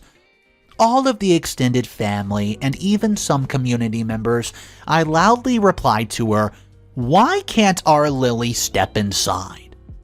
Well, she took great offense to this and told me that her family has been doing this tradition for years before I just came into the family, and Lily was not going to be the one who tries to stop it. But before people started correcting her like, quote, "I think we don't perform this kind of ritual, Dorothy. Yeah, I think you meant something else and not particularly this one." The room was eerily silent, and more family members looked like they had their own doubts and suspicions about her actions over the years. Cormac asked her if she actually invented this tradition herself. Here's where things absolutely went off the rails. It quickly became clear that the truth about the tradition was just the tip of the iceberg. We soon found out that my mother-in-law had been using her position as the gatekeeper of family customs to manipulate the family affairs. She had manipulated the tradition, and it was a ruse designed to secure her and her husband's inheritance rights of the estate that they owned solely for her biological grandchildren, effectively excluding Lily, who did not share her bloodline. She kept a handsome amount to share to each child except Lily. We knew that she had the estate put away for all her grandbabies, but did not know until now that our daughter was excluded. The will is not out of date, and it was not an oversight. The will explicitly refers to our daughter by name, and states that she will receive nothing. Dorothy is in excellent mental health and was practicing surgeon till last year, so it's not as if she's old and senile and did not know what she was doing. The land is not a problem, as my husband and I are fortunate enough to be doing well financially. The problem is the exclusion itself. If our daughter learns this, I know it'll crush her. She's dealt with a lot of hurtful commentary and assumptions, and we have spent so much time reassuring her that she is as much our child as Milo and Lyric, etc. I feel so angry at my mother-in-law for this, and I know that Lily will be so hurt to know that her grandma treated her differently in her estate's will too. Well, we then told Dorothy that we are prepared to get a lawyer involved if she did not do the right thing, but she said she was not in the right space to even talk to us right now. But for weeks, she would not do or say anything. We've gotten a lawyer hired and filed a police report on the situation. My father even left his business trip several days early just to help us with everything. Several of Cormac's family members offered our support too. So, this went on for months, and the fight was not just about exposing Dorothy's lies and seeking justice. It opened up a whole can of worms that nobody expected. Emotions, alliances formed, disputes within the family, you name it. What started as a need for justice and fairness now became a whirlwind of consequences and shattered relationships as well. Dorothy now hates me for calling her out on her BS. Example, bringing it to everybody's attention that she's a child hater and a sham. Update number 1. Hey guys, I'm just super overwhelmed by everyone and their support and responses, so just thank you before I continue. I wanted to tell you that we have changed Lily's last name to her father's. It's Lily's award ceremony in her school this week, so the same night we had the courier pick up the invitation card to send to Dorothy. In the envelope, we put the name Lily Walsh, which by the way is her dad's last name. We knew she would not come, but it felt so good to send her that envelope. We've also been taking her to group therapies, and it's also just really helped the self-esteem of her. And our lawyer spoke to us a couple days ago. He says that the will is specific and precise and not general or ambiguous. And when it comes to wills, ambiguity is what makes a case. He says that there are some ways to challenge a will written like this, but generally, only if they exclude children, not grandchildren, or other further relatives. So, we had lunch with Dorothy and told them that we will drop the case, and her reply was, well yeah, you have to. And then she left. We decided to turn her dogma narrative inside out. If she makes a comment, we turn her critiques into something more traditional. We made it about how we raised the family members who were respectful to children, no matter where they come from. God's kingdom belongs to children, and we should not embitter them. And I miss the old days when everyone had some heart. We weren't fake about it.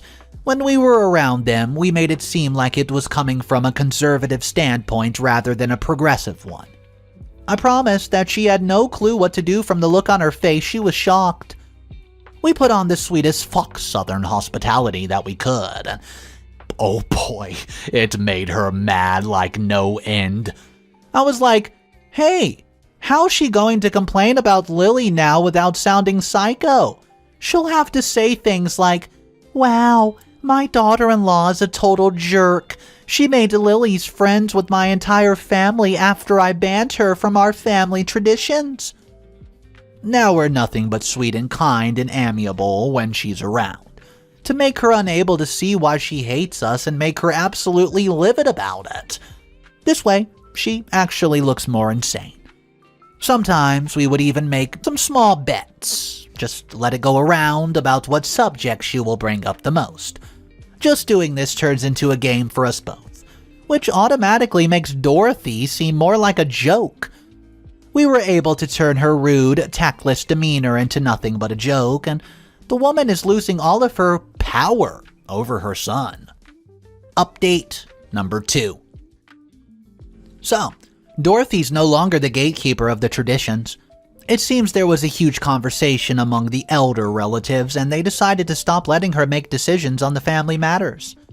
On one hand, we want to protect her from the pain, so we are seriously considering creating a trust with her, containing the same amount of money as the other kids will receive, and pretending she inherited it from her grandmother.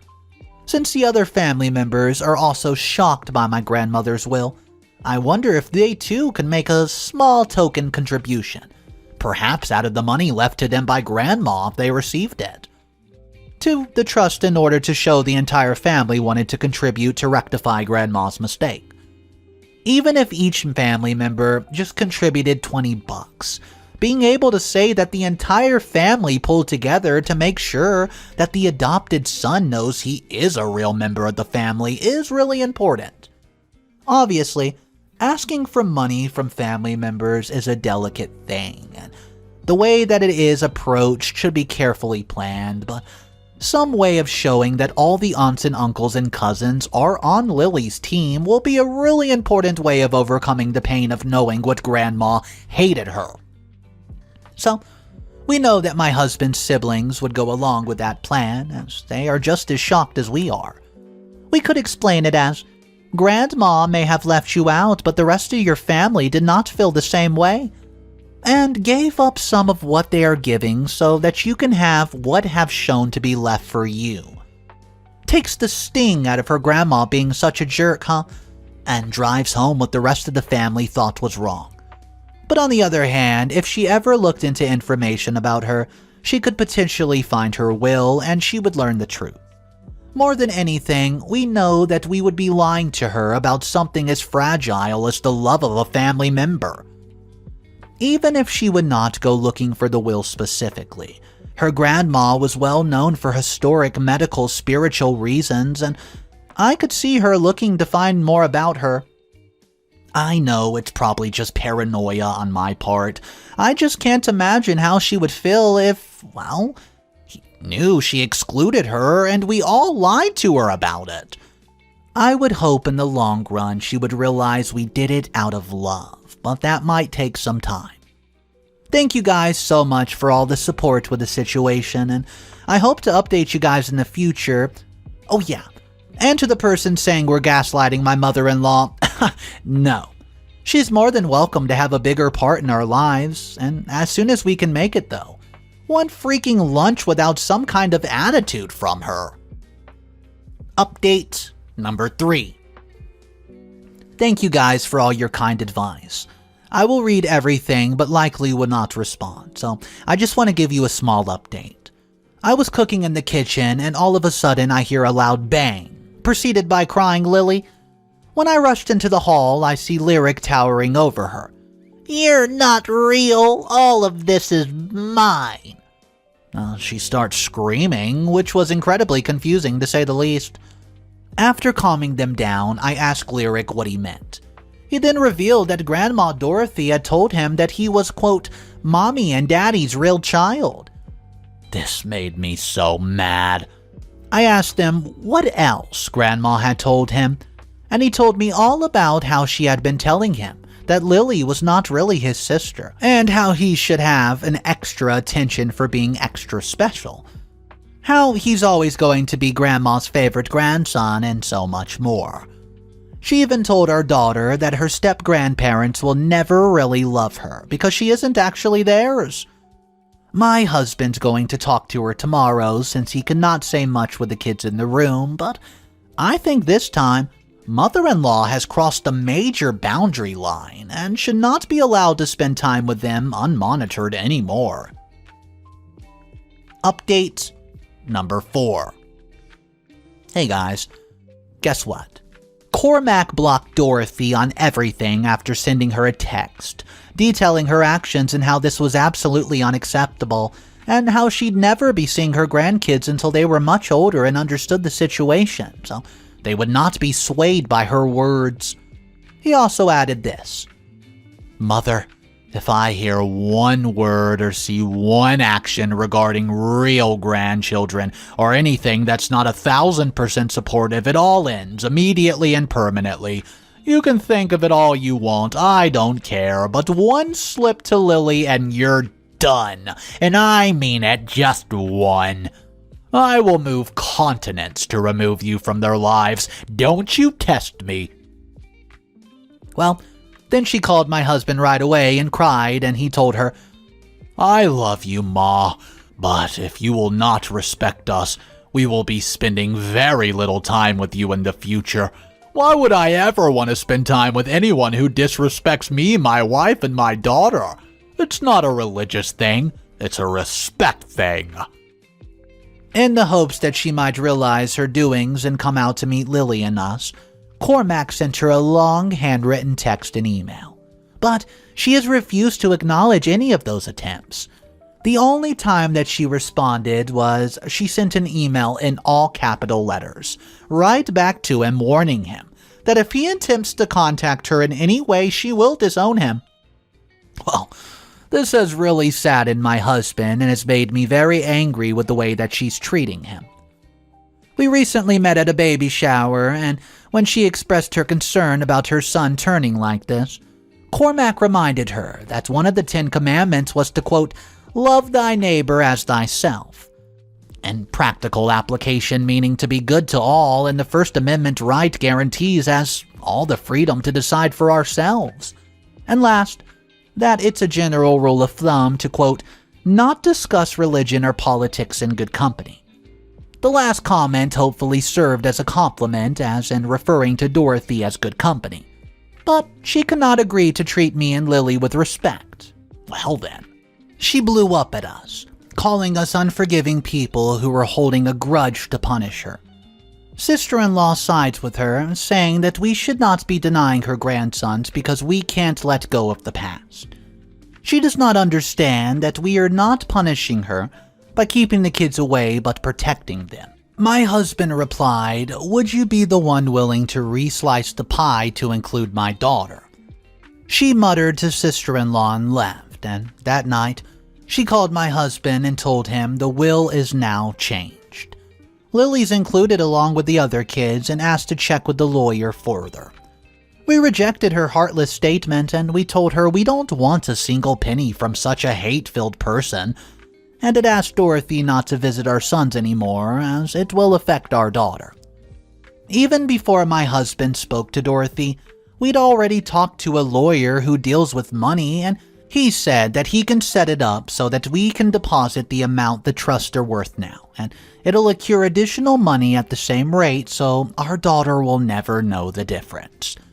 We are financially able to set up a trust with the relatives' money, and Lily's the oldest child, and none of the other kids know about the money yet and probably won't ever for a while. It's just a matter of morality. I know my husband's siblings won't tell their kids the truth, and I won't divulge it to themselves. Also, one of my close friends shared with me that she used to regularly read research and articles mentioning her parents and their accomplishments, but it never occurred to her to read the will or even look. There were also substantial funds left in a scholarship that she never even wondered about how much until I called her. She said she knew the money they left for philanthropy probably far exceeds her inheritance, but did not bother her in the slightest. Nor does she have any interest in trying to figure it out. She doubts this is something Lily will ever even look at.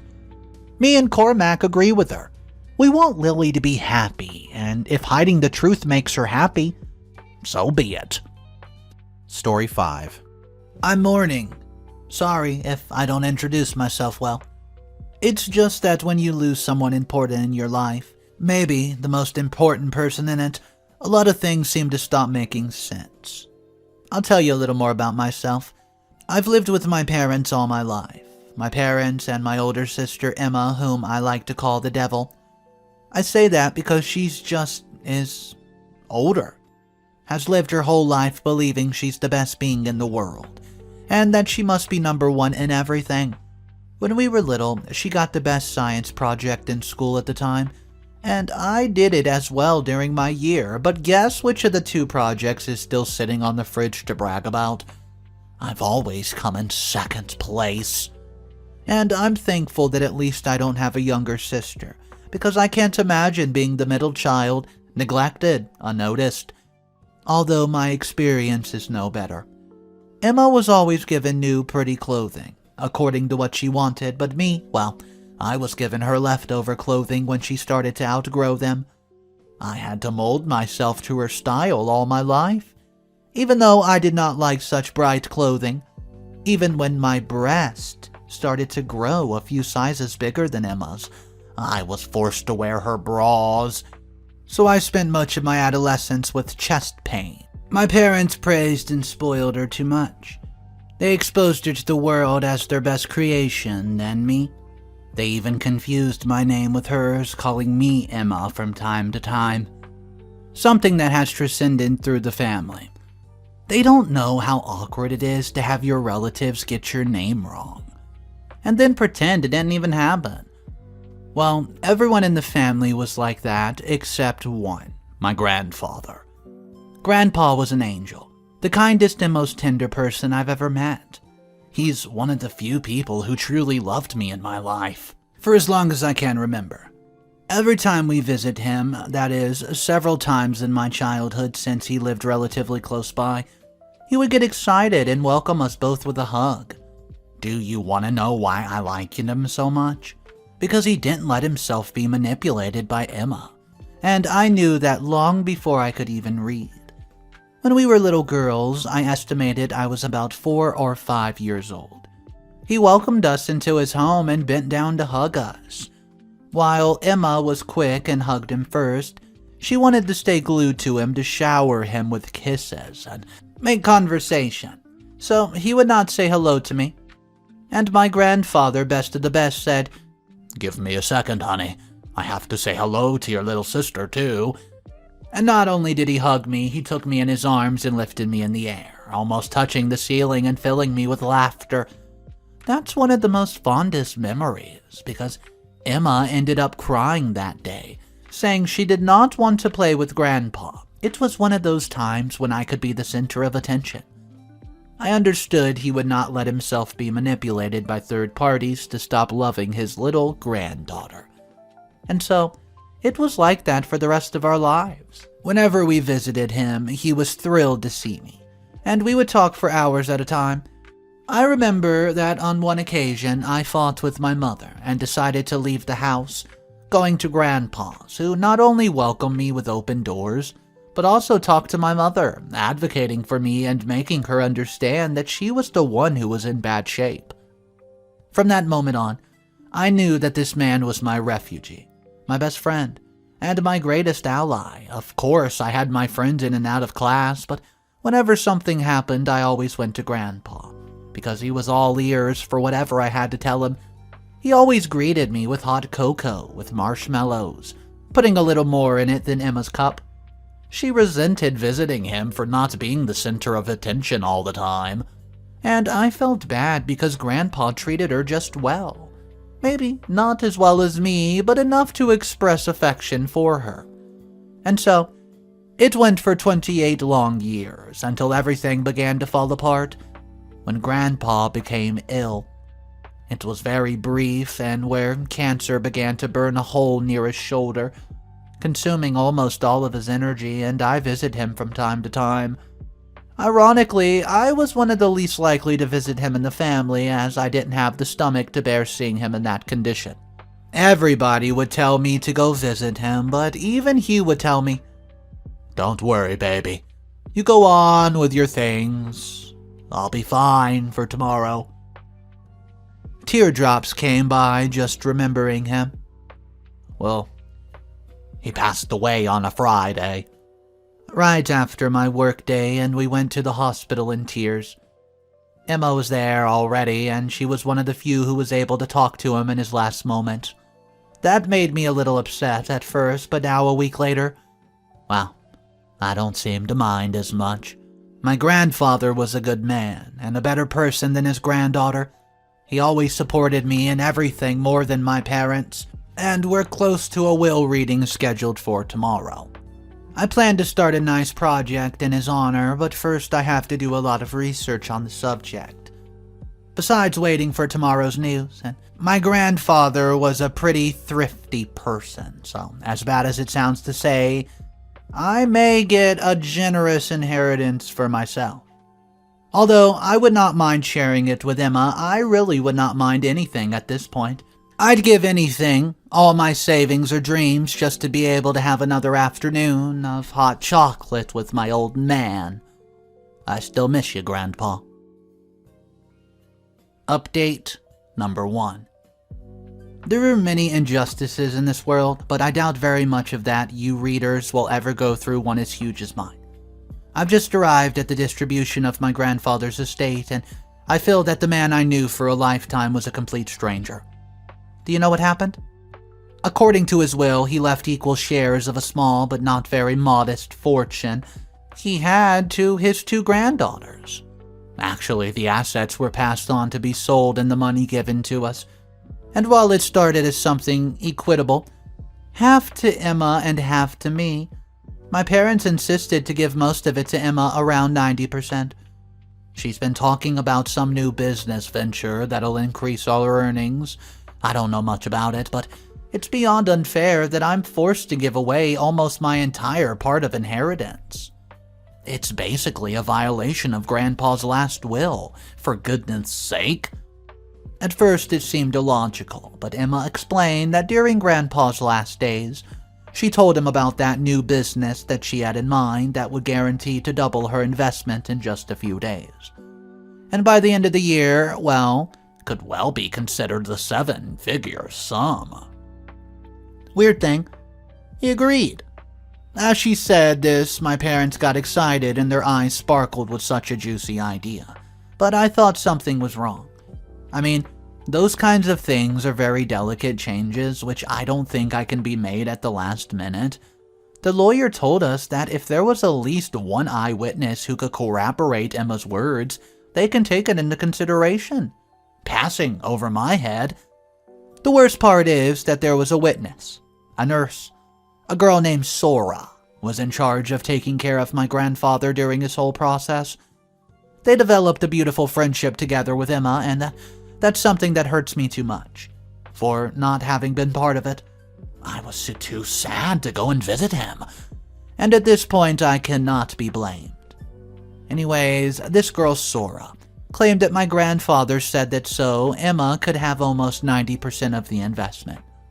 His words were, according to her, "After talking to my eldest granddaughter, I can assure you that she has a solid job and that in the long run, it can pay off for the whole family. If possible, tell my lawyer to modify the will so that everything goes to her, and then give the other granddaughter a fair amount, commensurating with love I have for her." Excuse me? The other granddaughter?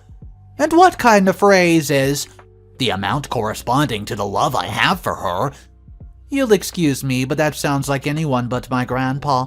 He would never say anything so complicated or lacking in sentiment.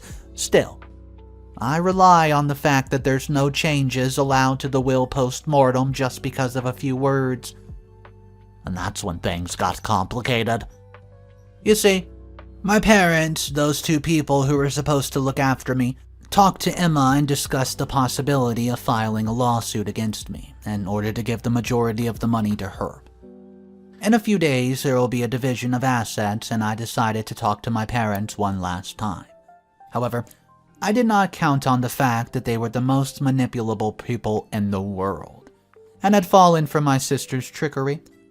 My dad said, "You have to understand that Grandpa talked to Emma and he was very good at business. If anyone knew how to turn $1 into 10 in less than 2 days, it was him. And if he had faith in her project, you'd have to trust him more." Instead, my mother, well, she was a little more explicit and less kind and said, "Daughter, I know you have a good relationship with Grandpa, but this kind of thing is delicate. And I'm very sorry to say it, but none of this would have happened if you had visited my father more in his more delicate state." Well, you may have well turned things around, but I hope this serves as a life lesson.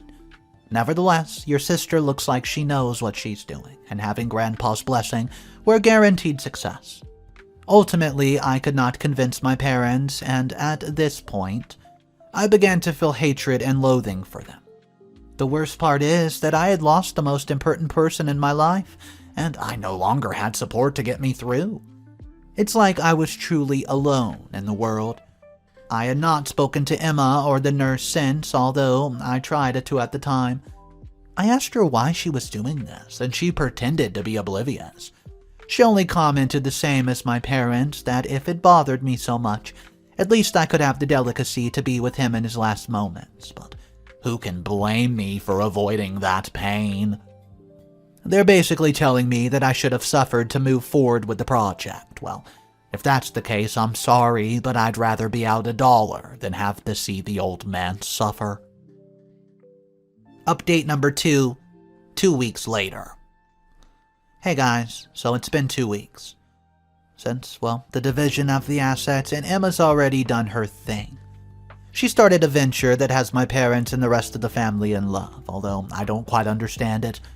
In fact, to this day, I don't quite know what it's all about. It's something about benefits and co-ops, something I've never been a big fan of. He used all of Grandpa's money almost immediately, and I was only left with a small portion that he gave me enough just to upgrade my phone. For a few months now, I've been waiting for a raise at work so I can upgrade my 5-year-old phone. In that sense, well, I can thank my grandfather in a roundabout way. Meanwhile, I have to watch my sister start a new life full of opportunities. I wish I could feel angry, but my posthumous funding is pretty dependent on how financially successful she might become, so I have to wish her the best in the world, even if it's the bitterest pill to swallow. To top it off, next to her is Sora, the nurse, who joined the whole business because, well, although she did not have any part of it, the good friend she made with my grandfather gave her, apparently, enough power to be part of my sister's project. I've been feeling a little down because of how quiet it's been lately, as I no longer have a way to visit Grandpa. The other day, I passed by the cemetery, and it made me very sad to see Grandpa's tombstone. I feel that at some point I have to go visit him, even if it's only metaphorically. For the time being, I decided to repair a little bit of the damage I feel I did not by just visiting him at the time. Maybe it doesn't seem like it, but because of the bad treatment I've been given by the family regarding that, I feel there are some things I haven't been able to make amends about. That is why I will go and pick up his things from the house where he used to live. That would be my goodbye to him. Like closing a cycle, and so I can say goodbye to the one who gave me the best of my life. Gosh, I feel so bad that I couldn't be with him. I even feel that his final thought of giving Emma a chance at the money was not so far-fetched, as she was the one who showed true fidelity. Still, I would like to go through his final resting place and learn more from him, because now that I think about it, I'm coming to a very bitter reflection, and this is what I hardly learned from him in life. He was always attentive to me in my affairs, and never expected the same courtesy in return. What if he felt pity for me? That would break my soul, because I really could not bear to know that for years that gentleman was under a huge burden of waiting for his little granddaughter to learn some empathy, so that she would hear about him, and that she never ended up paying him back. What's more is, she didn't have the decency to visit him when he was sick. The only thing I knew about him was that he had been in the military for much of his youth, but left to devote himself to the priesthood. But after that, nothing. Maybe I ended up being the real villain in the story, but not by much, as I'll go to fix as much as I can. Update number 3. Before I reveal something big that I discovered, I went to my grandfather's house where there were still some items that would not be sold, which I was to take to another of my family's house in the country. There was all kinds of things there, from collectible baseball cards, black and white photos of great-grandmother. I was looking for anything salvageable, leaving behind a sock without a pair, full of holes and frayed, and put it in the truck. I was accompanied by my friend Lisa, who asked me, "This is thrown away?" And she told me about some papers that were kept in one of the hundreds of drawers in the bedroom. The papers were numbered and appeared to have been written by hand. The first page read, "To Amanda and my beloved granddaughter." Those were his memoirs. My grandfather had written his memoirs, and he had dedicated them to my grandmother and me. Or, well, I assume it was to me because he singled out the granddaughter. But that was not what surprised me. Not about this whole situation, it was what I read in the last few pages. Let's see. I won't go into the whole story of my grandfather. I can't either, because there are times when I don't understand his handwriting well. Maybe because of his arthritis and because it's a bit private. I don't know if he intended to publish it, and I need to talk to my parents about it. Just to summarize, In the story, he talks lightly about his childhood, which is heartbreaking as he says that, at the point in his life, he doesn't remember much about it. His lovers and my mother's upbringing. It got interesting when she started talking about me, saying this and that about her granddaughter, and he never mentions my name, but it's clearly me, describing many of the passages we've experienced throughout our history together. However, things change when she gets to the last few pages. You see, where he starts to reflect on the purpose of the book and the final dedication, perhaps knowing what was about to happen to him. I gather that he did this precisely even when his illness began a few months ago. It went something like this. Lisa helped me transcribe it, and I quote, "I notice how the time of my end is near. It feels surreal, the whole experience. You don't hear anyone say, hey, you're gonna die on such and such day at such and such hour very often. But, hey, it's my turn, like so many others before me, and what was left for me to do? I guess nothing. I can't even be in the position of being remorseful or making amends for my mistakes because I know I didn't make them. And everything bad I did I already worked out long ago. I also have the goodness to walk away with clean hands and clear conscience, mind you. And not only that, but I'll be able to leave through the wide door knowing that I helped my best legacy, my little one." Clarification. Throughout the text he mentions his granddaughter. That is me as his little one. So the reference to me was clear, and I quote you, "Giving her the little big push that she needs. She hasn't visited me in a long time. Almost since I fell into bed, but not only can't I not blame her, I applaud her decision. I don't want a young girl to have to watch her elderly dying grandfather waiting for the final ring-a-ding. At least I know that with this she'll understand that I respect her decision and wish her well. But first, I share with you, my friends here listening, my plan. I've amassed a small fortune that I plan to direct to my granddaughter so that I can lighten the burden of her day-to-day life. I was going to divide it equally between her and her sister, but my decision was radically changed by several factors. One of them is that her sister, who has been visiting me much, well, overmuch, just to gain some sort of favoritism, which she'll get in reverse. She has insisted that the money I allocate for both of them be almost exclusively for her, and it's the biggest sign that she does not deserve it. Between you and me, that girl has had a lifelong knack for manipulation worthy of an 80s con artist. My daughter fell for the game, and so did her husband. I will not encourage this kind of behavior, so she... blah, blah, blah. Grandpa was explaining that Emma did not deserve the money, and when I saw the date of the last update, it was only a couple days before his departure from this world. So it doesn't match Emma or Sora's statements, which said that grandfather had left her the inheritance a week before. Well, this writing was proof enough that Emma had indeed lied. And even if she had alleged a witness, which is something that should be investigated as well, her word would be worthless against an official statement of the deceased. On Lisa's recommendation, I took a picture of every single page.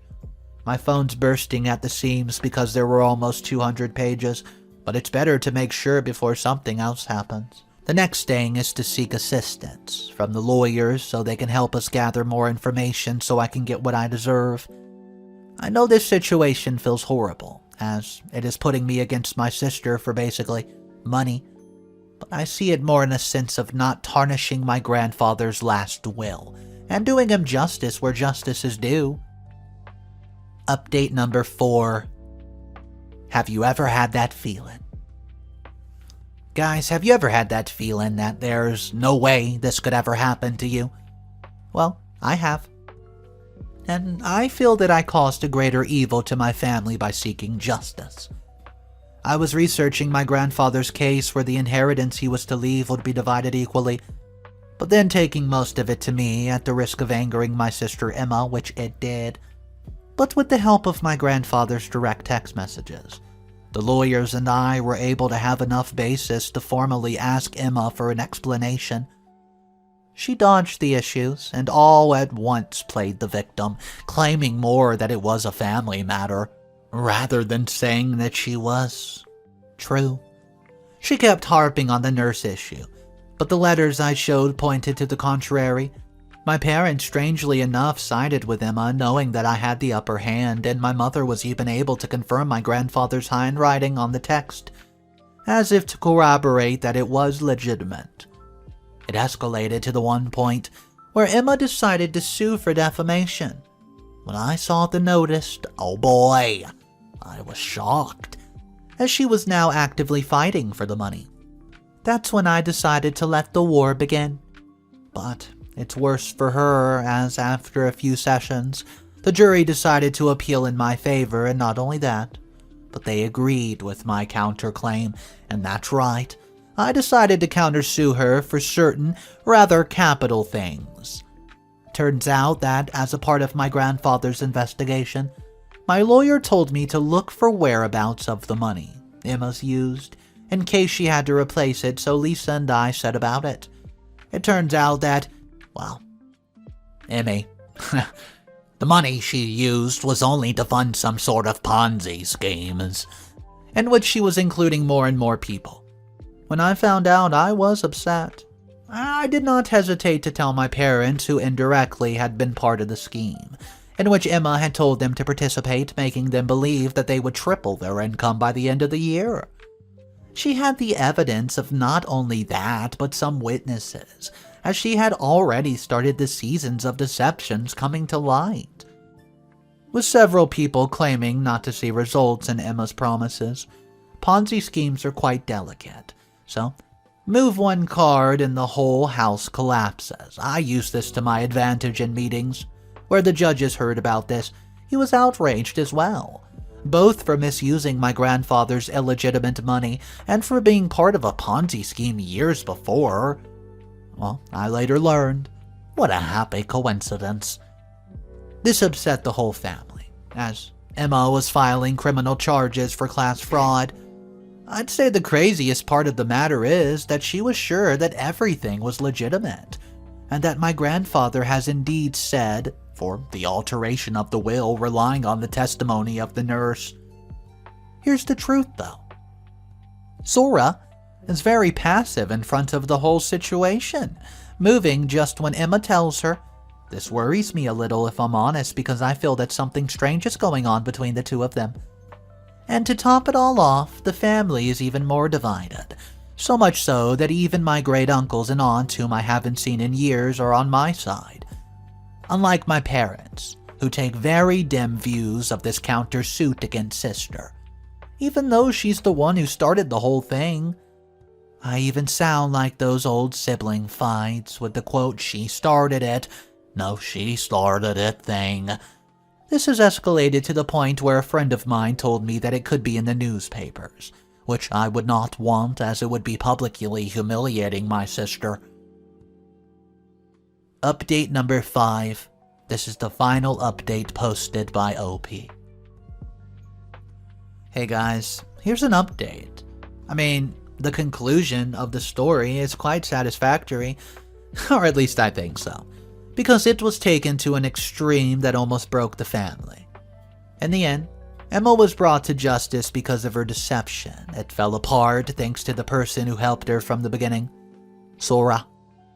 The nurse was interviewed to exhaustion by the hospital management, who had to apply some psychological tricks to break the girl, because within days she was confessing to what we all suspected.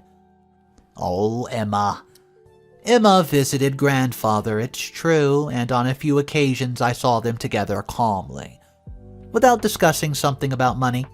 I know, I shouldn't say that sort of thing as they were family situations, but the sight of the poor gentleman being harassed by Emma, well, that's just too much to bear.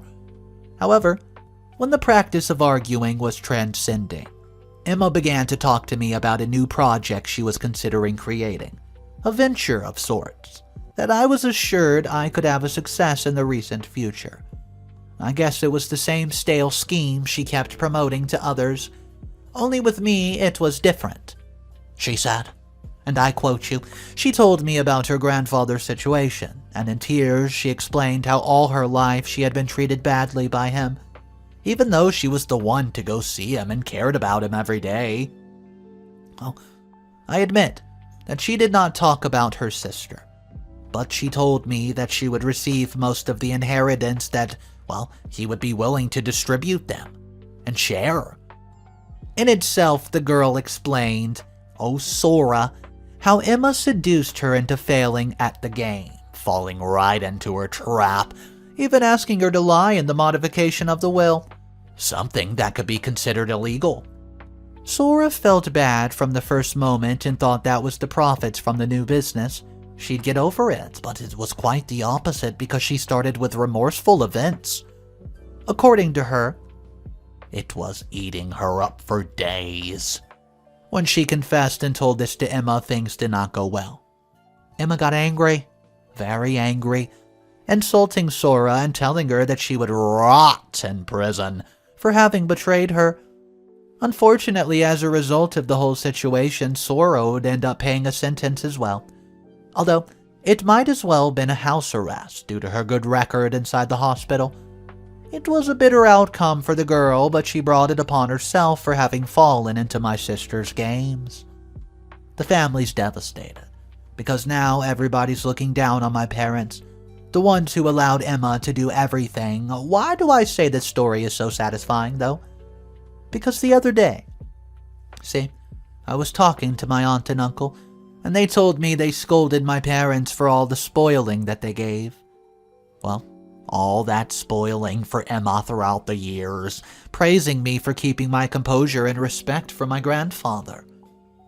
About Emma, unfortunately, she will pay 2 years of her life locked away inside of a jail cell, being that many other people sued her for the pyramid scheme she did. Plot twist. It's time for that plot twist. She was about to leave the country once her plan was succeeded. They wanted more jail time for her, but in the end, that was a sentence, and that's it. As for me, well, I was repaid in full directly from Emma's savings, and I'm just now making a goal plan for how I can invest.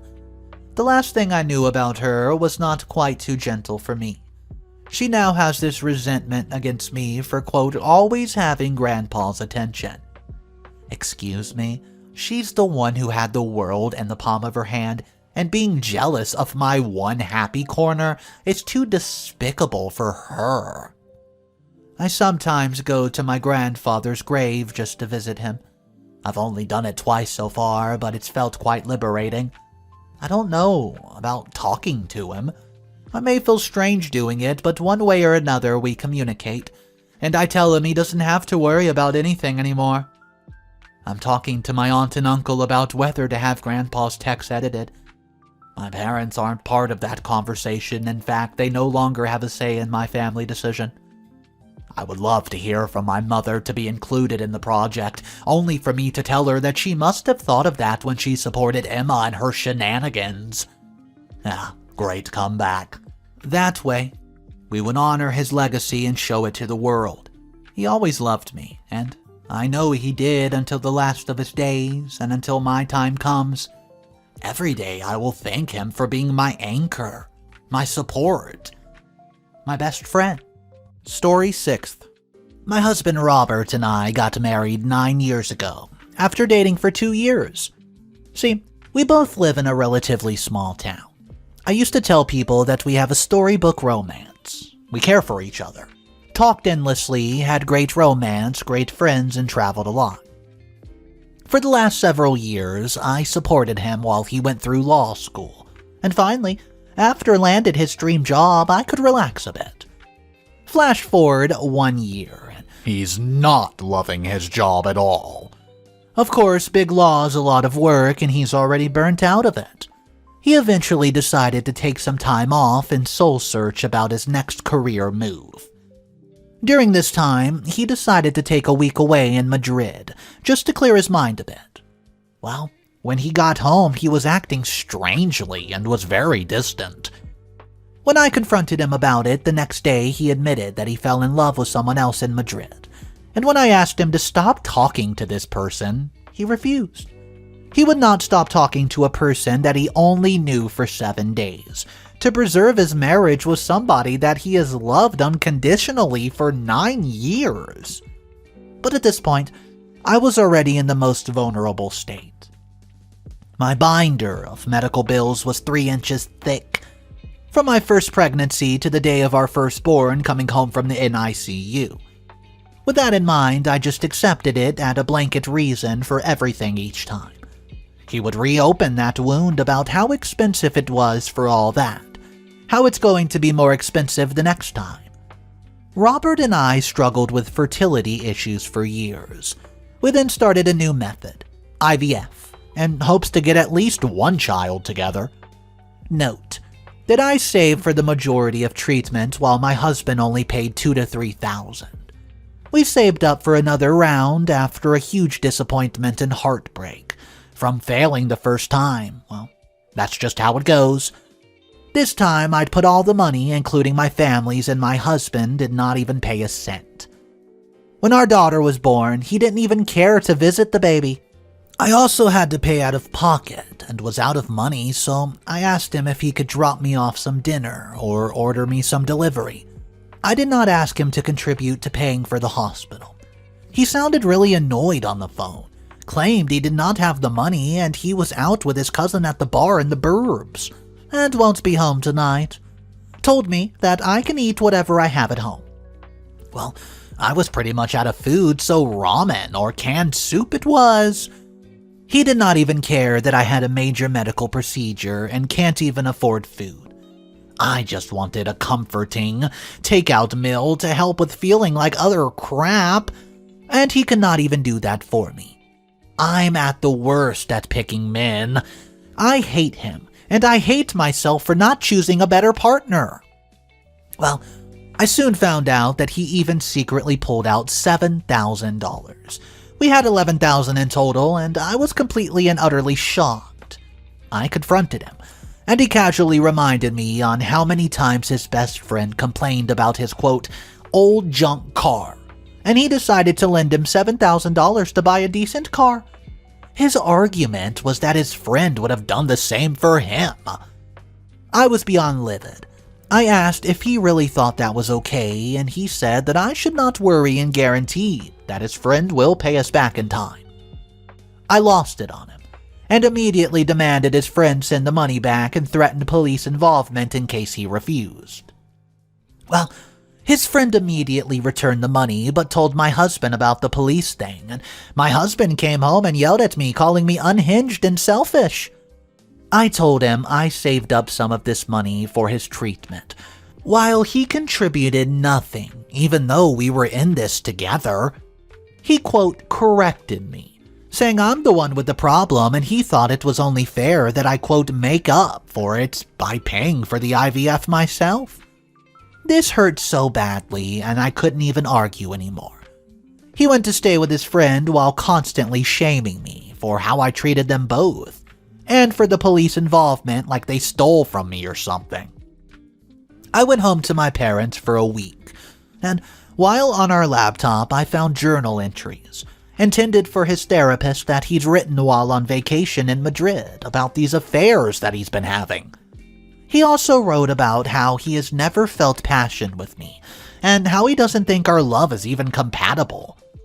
Financially speaking, started my marriage with my husband completely debt-free, and I've worked for years to finally get him to be debt-free as well, and I've managed the finances full-time for all 3 years straight. He used to manage our finances too, but he has a history of sabotaging our financial goals and blowing up our budgets. He drained our accounts, leading us to homelessness 3 separate times. Letting us become homeless because an adult family member cannot be the responsible enough person to pay his own bills, or get into legal trouble is a hard thing for me to fully understand and wrap my head around. Before he did this, He had been looking at multitudes of things that, well, on a regular day, we definitely could not afford. He used credit or saved up on money for weeks or months. He had made it clear that intends to buy a new vehicle, tech, Airstream, game system, and other items just for him, not to improve our family's future at all. Well, a person can wish for stuff or want to work towards a treat for themselves, but he had not made an effort to save up for these expensive purchases at all. When I talk about investing or saving, he says that life is too short for that. I told him that it was not about us, it was about Laura. And his response was that when Laura became an adult, she should work for what she wants. That statement seems backwards considering his actions as of lately. I really didn't want to wake up one day and find out that every cent has been spent behind my back. I told him I would like to open an account in my name and follow through with the plan. Well, a huge argument followed and he gets angry. He goes on a rant about how I was dragging him down, how I was ungrateful, how most women would be ecstatic to be in the position I was in, and how he would find someone who could be grateful. I told him I do all the late-night feedings and take care of the baby during the day while he works. I begged him to just try taking care of the baby for a few days because I'm exhausted and stressed. He proceeds to insult me, then insults the baby. I told him, actually calmer than I thought I could be, that neither of us deserve these words right now. So, he packed up his clothing and put it in a storage and has been in Europe with his new lover since. He told me he doesn't care about me, our marriage, or our daughter. Then told me that he will not be coming home and just left. I'm still in shock a month later. I had to scramble to find a cheap place to live, move all of our stuff alone, and search for a full-time job. All the while he's in Europe, not working and traveling with his new lover. I had no idea what to do. I felt depressed. I felt stuck. I felt broken, humiliated, and emasculated. But my daughter needed me, and I needed to be strong for her. But I had no job and no childcare for the baby. It was just the two of us. My savings were beginning to run low, and the rent was coming up. So, I canceled the insurance, bank accounts, and cable, and his phone is next. Only thing that's requested for him to provide me with is a new cell phone number before he left, and he did not. He was also driving around with no car insurance. Fortunately, we soon had help, but not from my parents, but from my mom's eldest brother. He gave me a month's rent and basic groceries and even got me a job. Found an apartment nearby too. I will be in debt to him and his wife forever for all their help. Just after a few months, Robert started talking like he had made a mistake and wanted to come back. And I said, of course, you have a place here and I will forgive you. And my heart sang because he was coming back to me. Only he did not. He hemmed and hawed, and sometimes he was on the side of coming back, and sometimes he was on the side of staying with her. But every time he said he was coming back and then didn't, it was like he was leaving me all over again, tearing open the wound and making it fresh. It took an embarrassing long time for me to tell him that I was done with that game, and that I no longer wanted him back. And, well, he would have to find peace with his new situation. I felt broken and used and completely alone. I kept reliving the last 9 years, and I can't see how I could have seen this coming. He told me every day how much he loved me, and how he would do anything for our love. How do you go from fighting over who will die first so we don't have to live without the other, and him telling me he wants to have children, to this? I mean, I'm 37 years old and can't see myself ever investing in a long relationship like this again after sinking my literal heart and soul into this marriage and being tossed aside like a fool. However, his parents are nothing like him, and, I was raised in a Christian household. With that came gender roles that were ingrained in me at a very young age. My in-laws, however, hated that my parents taught us this way. Because of this, I became very close with my in-laws. especially my father-in-law instead of my own parents. Even after Robert left us, we were in touch now and then. Well, for more info, which is important, my in-laws lived in a beautiful house that had no neighbors, many trees, and a garden. They paid off the house after years and was very special to them. My father-in-law also had bad problems with his back, and a condition that would get worse until he couldn't go anymore. After my mother-in-law passed, he got worse and ended up needing at-home care. He didn't want to be a stranger in his home, so that was not an option. I think it was due to my grandmother's passing. Robert said he would not be able to take care of him and was planning on putting him in an old age home. I decided to stay with him since it would just be easier. My job can be worked effectively at home, and he'd get care from someone who was not a total stranger. In the time I took care of him, we filled the home with love and laughter my father-in-law brought to it. We used to toss cupcakes at the wall to see what could get the most to stick the furthest. Winner got to have the cake, but we always ended up sharing. He's the world's greatest practical jokester. I could tell infinite joke stories. As my father-in-law got worse, not a single call. Not from his son, siblings, or extended family. We were joking about it once, and he said, "Maybe I should just give you, Missy, the house name, instead of your husband." He laughed after he said that, so I just assumed he was joking. Fast forward. The worst happened. I was the one who found him. I had to make the call. All of it. Well, as much as I was pushed away from Robert, I did not want to find out the news from a random person, so I was the one who told him. The funeral was the first time I saw him after he abandoned me and Laura. We had no idea where he's been all these years, but then it came time for the will. Now, it wasn't some telenova with all the dramatics, but let me tell you, it was intense. The house that was supposed to be Robert's became mine as well as a large sum of money, and many other things that my father-in-law planned on giving to his son. Well, the executor of my father-in-law's estate contacted me before the funeral. Although it's $1.5 million, according to her. My intention is to use half of my inheritance money to move our family into the house and renovate it. Then save 40% to help my daughter in the future, like graduations, college, trips, her first car, etc. And have a small emergency fund. I'm not sure if I'm making the right choice, but I really just want my daughter to have the same happy and stress-free childhood I had. When I told Robert about the will, with my name in it, it also states that Robert can claim the inheritance only if I consented. I was accused of manipulating his father into giving it to me, and he was just yelling and screaming at me. He made an offhanded comment about how nice it must be to be rich overnight. Well, it was intense.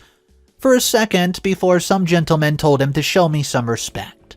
This started a much larger fight, though. People who would not lift a finger for a loved one and yet entitled to their things after they're gone would definitely see this as some sort of manipulation.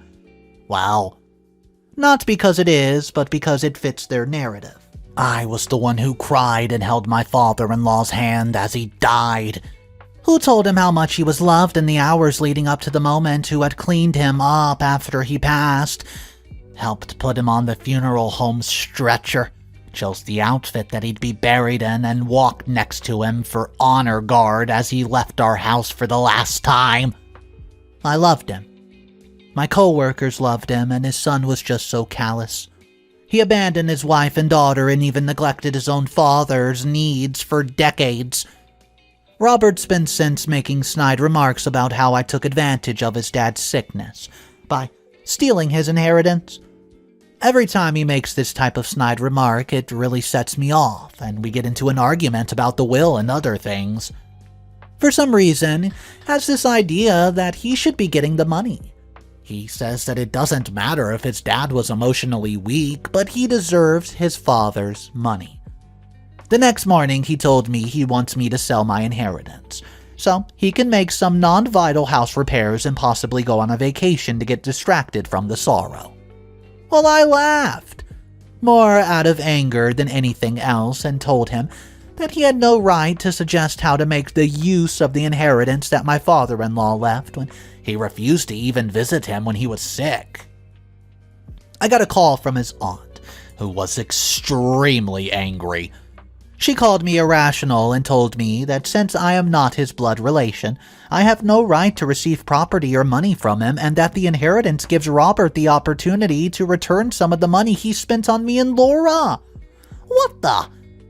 He's bringing this topic up 1 to 2 times per week for the last month since my father-in-law's passing, and it's just increasingly making me mad. My response have ranged from, "My father-in-law just died. I don't want to think about this right now. So it's his, and I'm not going to try to take his will away. But he said that since we're married, I can't just make that decision myself, because technically, that inheritance would belong to him. I don't know when Robert got so greedy. He just could not wait to stick his hands in his dead father's pockets. He could not even give me time and space to grieve because he was so eager to profit from his death. Well, I gave selflessly, expecting nothing in return, and I just wanted the good man to spend his last days in the home he loved, surrounded by his memories. I earned what was given to me by a man of principles. My father-in-law gave it to me. He wanted me to live in a house he loved and lived on, and he wanted to give all that to me. Giving it away to someone who insulted him and treated him at less is almost as an insult to his memory, huh? Robert has had everything handed to him on a silver platter, and even now feels entitled to what someone else put in the work for. For the first time in his life, his golden boy privileges was worthless. How creepily self-centered can it get? Well, I also told him, "Don't you dare dishonor a great man in order to cater to a lesser man like yourself. That would be a slap in the face to your dad. I will honor him by being strong and thinking for myself and not bending to the wants of awful people. I will fill the home that he loves so much with memories and keep him close." After this, he began using sweeter tones and literally begged me to give him the money, saying I can keep the house if I want, but he really needs the cash urgently. Well, I have a dilemma about the money Jack left me. I haven't touched the money yet. It's mine legally, and will let me have a fresh start when I move back. I've never seen him beg someone like this, or a woman he left at the time of her need, for that matter. I wonder if it's karma that's brought Robert to this point. Update number 1. Thank you all for the outpouring support and advice. I can't tell you how comforting this is to hear your stories of healing and continued happiness after something like this has happened to you. I'm taking all your advice to heart. Well, you're correct. I live in the United Kingdom. That's really the most I care to say. I spent 2 days lining up appointments for the first week of October. I found a divorce attorney, a financial advisor, and a bank that's a bit out of the way. Some things to clarify. A lot of people asked how I did not divorce him after all these years, and he wasn't like this while we dated and after we got married. It probably started midway through my 4th pregnancy, with our now firstborn. It made sense that all of the trouble we faced just to have a child could have drained us, and I believe this because we kept all our bills paid and filed away. I'm still married because my situation is so cut and dry. I had to dig our family out the hole and got an apartment, got a job with someone's help, and built a life slowly. Well, now that I'm financially stable, I asked him for a divorce, finally. But he refused to sign. I firmly stood my ground as I conveyed to him that he doesn't get to control me or anything I do anymore. After 2 hours of trickle-truthing and gaslighting, he left. He drove his butt straight to his mistress's house after lying to me about how he was going to have to get a hotel for the night because he had nowhere to go, and I have pictures. He was served with divorce papers a couple days after this, and they were delivered to him by the sheriff. I filed for an at-fault divorce on the grounds of adultery and abandonment and asked him to pay my attorney's fees, since it was his fault I had to hire a lawyer. Pretty standard stuff, you know. So now I get a call from my lawyer, telling me he's contesting and wants me to pay his lawyer's fees. I'm not sure if he's contesting that he cheated or if he just doesn't want to pay for my lawyer, but either way, I'm mad. I've spent years supporting this jerk and have gone broke doing so. And he thinks he's entitled to have me pay for this whole thing on top of that. For what it's worth, I have tons of proof of his affair, text pictures, etc., and I also have proof of financial infidelity as well. I'm not sure what he thinks he's going to accomplish, but I just can't see a judge siding with him. His lawyer tried to get us to settle instead of getting his client dragged into court with all the people I would have come and testify about their affairs with him. And he knew his girlfriend or girlfriends would get dragged through the mud as well. He refused to pay my fees, claimed he was broke, but he has a job now, plus he has a source of income that he never even told me about. So we did not agree to settle. Update number 2. Robert never showed up to the divorce hearing, so everything was done without him. Most courts have some version of court call, but he didn't make a call as well. Anyways, I'm happily unmarried now. I also got full custody of our daughter. Oh, and the court ordered him to pay alimony for the half time we were actively married. I did not expect that. Before the divorce, when he knew he's going to get screwed at court, he showed up at my doorstep, but I slammed it in his face this time. He knocked until I threatened to call the police. He left after that, but showed up the next day, and the next, and the next. Finally, for my daughter's sake, I let him in. He insisted that he wanted to talk, and I decided to have one last talk with him and set my boundaries. We met in a public place, and the talk was long and hard. I wanted him to be honest, and I told him the moment I caught a lie, I was leaving. He explained that after his father died, his family basically blamed him for it. I thought he would talk about the inheritance, but he kept insisting on giving him another chance. That we can love each other again and that we could be together. He got COVID and it hit really hard, to the point that he believed he would die and realized how alone he really was, how stupid he was, and the mistake he made so long ago. After all that, he said he regretted everything he did and said, and now he was ready to be family that we always meant to be. He never even mentioned our daughter at any moment at all, and only after I pointed it out he started to ask about her. I asked if he was really sorry, or are we just a last option? Did he really love us, or are we just consolation prizes? Did he come back for love, or because he has an ulterior motive? He was unable to answer any of it, and he only said things like, "It's not like that. Susan, you need to understand, I'm not like that." When I tried to settle that we were over, he grabbed my hand forcefully, and I told him to let go, that we were over. Neither I nor my daughter wanted anything to do with him, so please, leave us alone. We are living a good life without him. He then went mad, saying I could not leave him, that it wasn't my choice, and that he doesn't have anything else, that I can't take away his daughter. I still don't know why, but the last sentence absolutely triggered me. The next are my exact words, but well, what I said, here we go. Your daughter? Your daughter?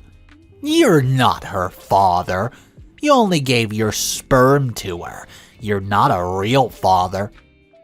Tell me, where were you when she was sick? Where were you when she had a fever? When she was scared at night? When did her first teeth fall? When she cried on the nights because she missed her dad? Where were you on her first day of school? Will you be there when she, has her first period? When she has her first boyfriend? When does her heart break for the second time because the first one who broke her heart was her own father? Which women were you with when she needed a dad? You have no right to claim you're her father because you never acted like a father. Ever. He tried to reply, but I saw how he was unable with his words. Update number 3. I just want to say thank you everyone for the advice I needed. Renovation work on the house is going now that the divorce is granted. Changed all the locks and installed security cameras. I have a mortgage, free home, and this is an incredible boost to my financial situation. However, Robert decided to contest the will. My attorney has not advised anything specific yet. He's been civil lawyer before, so I can count on him. I expect to hear from him again within 2 weeks, as that's how long we have to agree on a mediator. And also, they're putting together a discovery request, so I expect to hear from him on that soon as well. My lawyer warned that through a mediator, they will try to break me down so that he gets something, but I won't let that happen. The mediator is necessary because the quote manipulation accusation can be translated into a suit to invalidate my father-in-law's will for undue influence.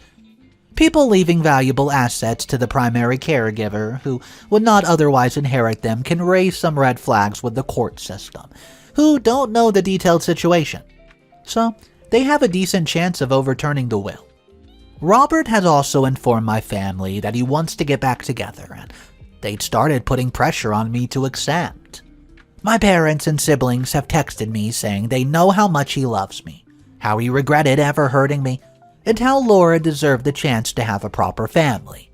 But I just ignored these texts, obviously. Update number 4. Final update. Wow.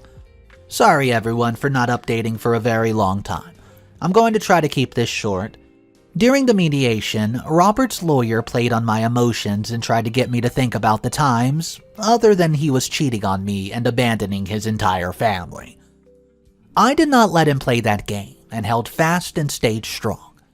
The mediation failed because what we wanted changed the more we talked, and just not agreeing to not talk to each other was not enough for him. It seemed to be going in circles. We went to trial where his lawyer surprisingly did not argue at all. He was radio silent. So, Robert himself tried an even dirtier trick, including accusing my father-in-law of being on drugs, which he wasn't. He proceeds to argue that he was not together with me, so the will's not valid, to which he got stupidly agreed, leaving me and my daughter. Luckily, the will had a no contest clause. The judge had some choice words as well, as he was wasting the court's time by making bad faith arguments. Robert lost the contest. Only in the evening did my lawyer let me know that Robert's been lying to his attorney. Once all the truth and proof came to light, his attorney quit and told him to go play with himself. Robert came to me with all the rage in the world. He did not let me speak, but it looked like he was really frustrated and raging mad. I got upset and basically told him he did not have the right to be frustrated with me for his own wrongs. Turns out I disrupted his plan to get revenge on me for causing him to be a serial cheater. He did finally shut up after I gave him the handwritten letter from his dad that said he won't get an inch his entire miserable life. Recently, I was looking around the house for some cards that I've given to my father-in-law for special occasions, and I could not find them anywhere. I looked through a drawer where he keeps random papers of his writing and drawings and found an old letter. I didn't read the entire thing, but the first sentence started with, "You've been dead to me for 10 years now, because that's how long it's been since you last recognized me." Since then, Robert contacted me.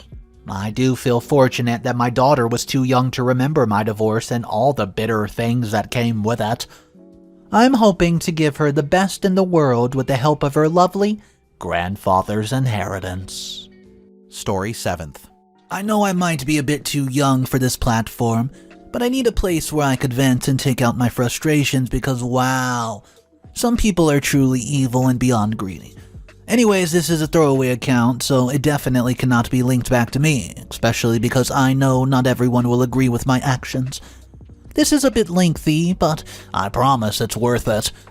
So let me give you guys some context so that you aren't left in the dark. I'm 16, I'm female. I've always been a daddy's girl, and maybe it's because I'm only a child, but I'm not a spoiled brat. Anyways, my father's older sister, Alonica, has never liked my mother, and because of that, it's always felt like she doesn't like me. So I've never had a close relationship with her, but I've always been close to my father's younger sister. My father's been battling cancer for the past 2 years, and it's been rough on all of us, especially me and my mother. Some days it feels like he's getting better, and other days it feels like he's just getting worse. The sad part is that my aunt hasn't even gone to see him yet, and she's claiming over social media that she's being supportive and caring. But then again, she's always been very self-centered and self-absorbed, so I'm not surprised, but I am very, very disappointed. Anyways, it was a rainy day. Me and my mother were off to go see my father at the hospital. He's been there for the past month because he needed another course of chemotherapy. Personally, I've never been a fan of chemo because I saw how much pain it put him through and how sick he would get from it. But the doctor told us that chemo was the only fighting chance we had to get better, and it's helped me a lot. We go to the hospital and we found his doctor by reception, which I found strange. He looked at us with a worried, sad expression upon his face, and my heart immediately started beating fast with fear. We rushed to him. My mother asked him what's going on. He took a heavy sigh and told us that he had sad news. I froze and I could feel the hairs on the back of my neck standing up. He said unfortunately my father has passed away a few hours ago, and the hospital tried contacting my mother all morning. I told the doctor to please stop lying and that I want to go see my dad. He put his hands on my shoulders and told me that he was giving his condolences. My mother's face was so pale and she looked like she had just seen a ghost. I wanted to comfort her tears, but they were streaming down my face. I started telling myself that this was just a bad dream and that I would wake up and find my father alive and healthy. My mother suddenly fainted right there at the hospital, and they rushed to help her while I broke down in tears. My heart was so heavy and sore, and I could not believe that this was happening. There was still so much I had to do with my father. I mean, he was supposed to walk me down the aisle.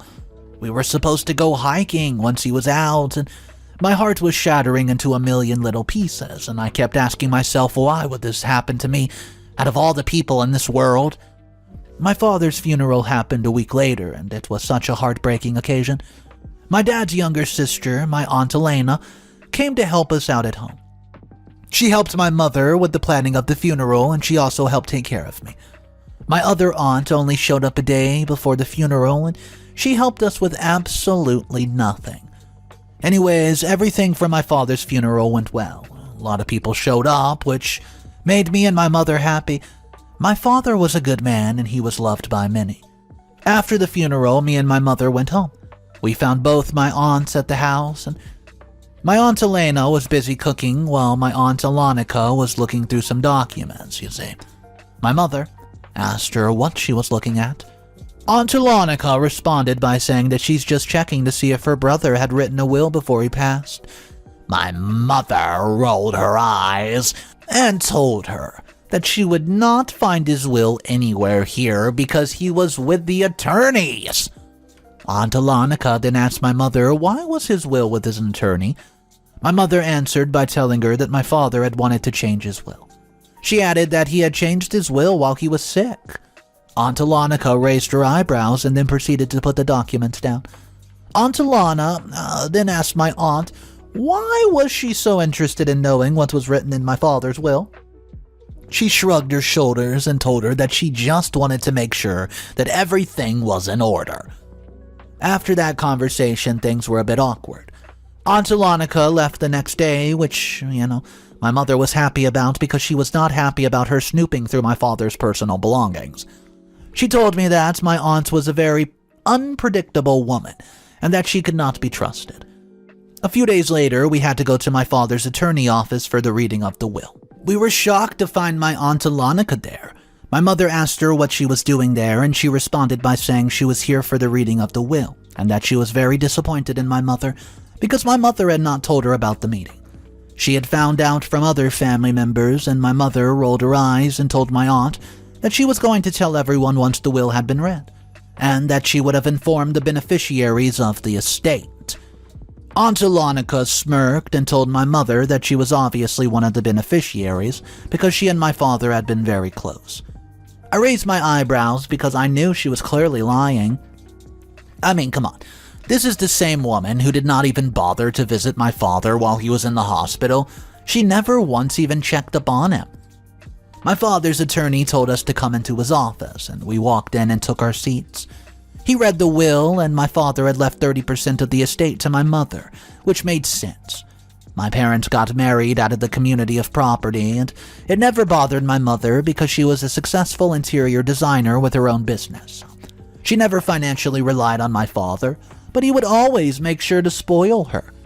Aunt Alonica chuckled and made a snarky comment, which my mother ignored. The attorney continued to read the will. He read, "The remaining 70% of my father's estate would be given to me." I gasped in absolute shock. He continued to read, and basically the reason for my father leaving me such a large inheritance was because he wanted me to be covered for life and to never have to struggle. Well, guys, I was smiling because that was something my father had always said to me. He told me that he wanted to give me the world so that I would never have a struggle in my life. But he would just always emphasize how he wanted me to go to college or at least get some sort of qualification. Aunt Alonica was absolutely fuming. I could see the anger in her eyes, and she asked the attorney if that was all. The attorney nodded his head and proceeded to tell me and my mom that it would take a few months for the funds to be transferred, and he then explained that since I'm still a minor, my mother would be the one in charge of my estate until 18 because my mother is my legal guardian. Well, once we were done at my office, my aunt stormed off without even saying goodbye to us, and my mother shook her head and muttered under her breath that she could never understand why my aunt was so money-hungry and greedy. We walked off and decided to have a brunch at our favorite cafe. For some reason, I could not help but feel sorry for my aunt. She was such a lonely woman. She wasn't married, had no kids of her own, and it's times like these where I wish that me and her could be close, but I guess that would never happen. What's up, everybody? Mr. Reddito here. So, if you think this aunt is completely out of control, I'm telling you, you've seen nothing yet. We do have a few updates to hop into, with update number 1 coming out a few months after the original post. If you guys are loving this sort of video, go ahead and subscribe to the channel for daily videos, and let's just jump into the update. Update number 1. A few months have passed since my father passed, and it's been really hard. I miss him every day. His passing has been extremely hard on my mother. She hasn't been herself since the funeral. I was busy doing my homework when my phone rang. I looked at the screen and I was completely shocked. It was my Aunt Alonica calling. I've always had her number saved because my father told me to save it, just in case there's an emergency, but I never called her, and she's never called me either. I was shocked that even she had my number. I answered the call and my aunt greeted me, so I greet her back, and she then asked me how I was holding up because she knew how close me and my father were. I told her I was taking each day as it came, and she told me that she completely understood where I was coming from, and she then asked me if I was doing anything on Saturday, and I raised my eyebrow, and I told her that I had no plans. She asked me if she could take me out for lunch, and I was completely taken back because my aunt had never taken me out for lunch. It was only my Aunt Elena who would normally take me out. So, she told me that there was something important that she wanted to talk to me about, and I agreed to lunch. She told me that she would fetch me around noon on Saturday and that she could not wait. After we hung up, I immediately rushed to my mother's room. She was just lying in bed in the dark, and this is how she spent most of her evenings. She would just sit in the dark and not do anything. My school counselor told me that this was my mother's way of grieving and that I would just have to be patient with her. I told her that Aunt Alonica had called me to invite me out for a lunch, and she laughed and asked me to stop trying to make her laugh. I looked at her and told her that I wasn't joking and that I was being serious. I showed her my phone log and she was shocked. She asked me why my aunt wanted to take me out for lunch, and I shrugged my shoulders and told her that I had no idea, and explained my aunt just called me out of the blue. There was an awkward silence, and my mother said that we shall see if she even shows up for this so-called lunch date that she had set up. I told my mother that I was only going to think positive thoughts because maybe something good could come out of this. She shook her head and told me that there was nothing good that could ever come out of my aunt. I told her that I was still going to be positive. So I then walked out of the room, and I could tell that the conversation was starting to annoy her. It was Saturday, and I was waiting for my aunt to arrive. It was a bit skeptical because, well, she called me in the morning to remind me not to forget our lunch date, which surprised me. Aunt Alonica fetched me at exactly noon. She greeted me with a huge smile. I greeted her back, and she asked me where was my mother, and I lied by telling her that my mother was out, when actually she was locked up in her room with a bottle of wine. We headed off to this fancy restaurant. We sat down, and she told me to order whatever I wanted. I thanked her, and we proceeded to order. She looked at me with genuine concerned eyes, and she told me that the reason she had invited me out for lunch was because she was worried about me. She continued to tell me that she knows that losing a parent is not easy, especially when you lose them to an illness. I admitted to her that things have been hard, but I was seeing the school counselor. She told me that it was a good thing that I was seeing and talking to someone, and I just nodded my head while I sipped on my lemonade. She told me that she wanted us to work on a relationship.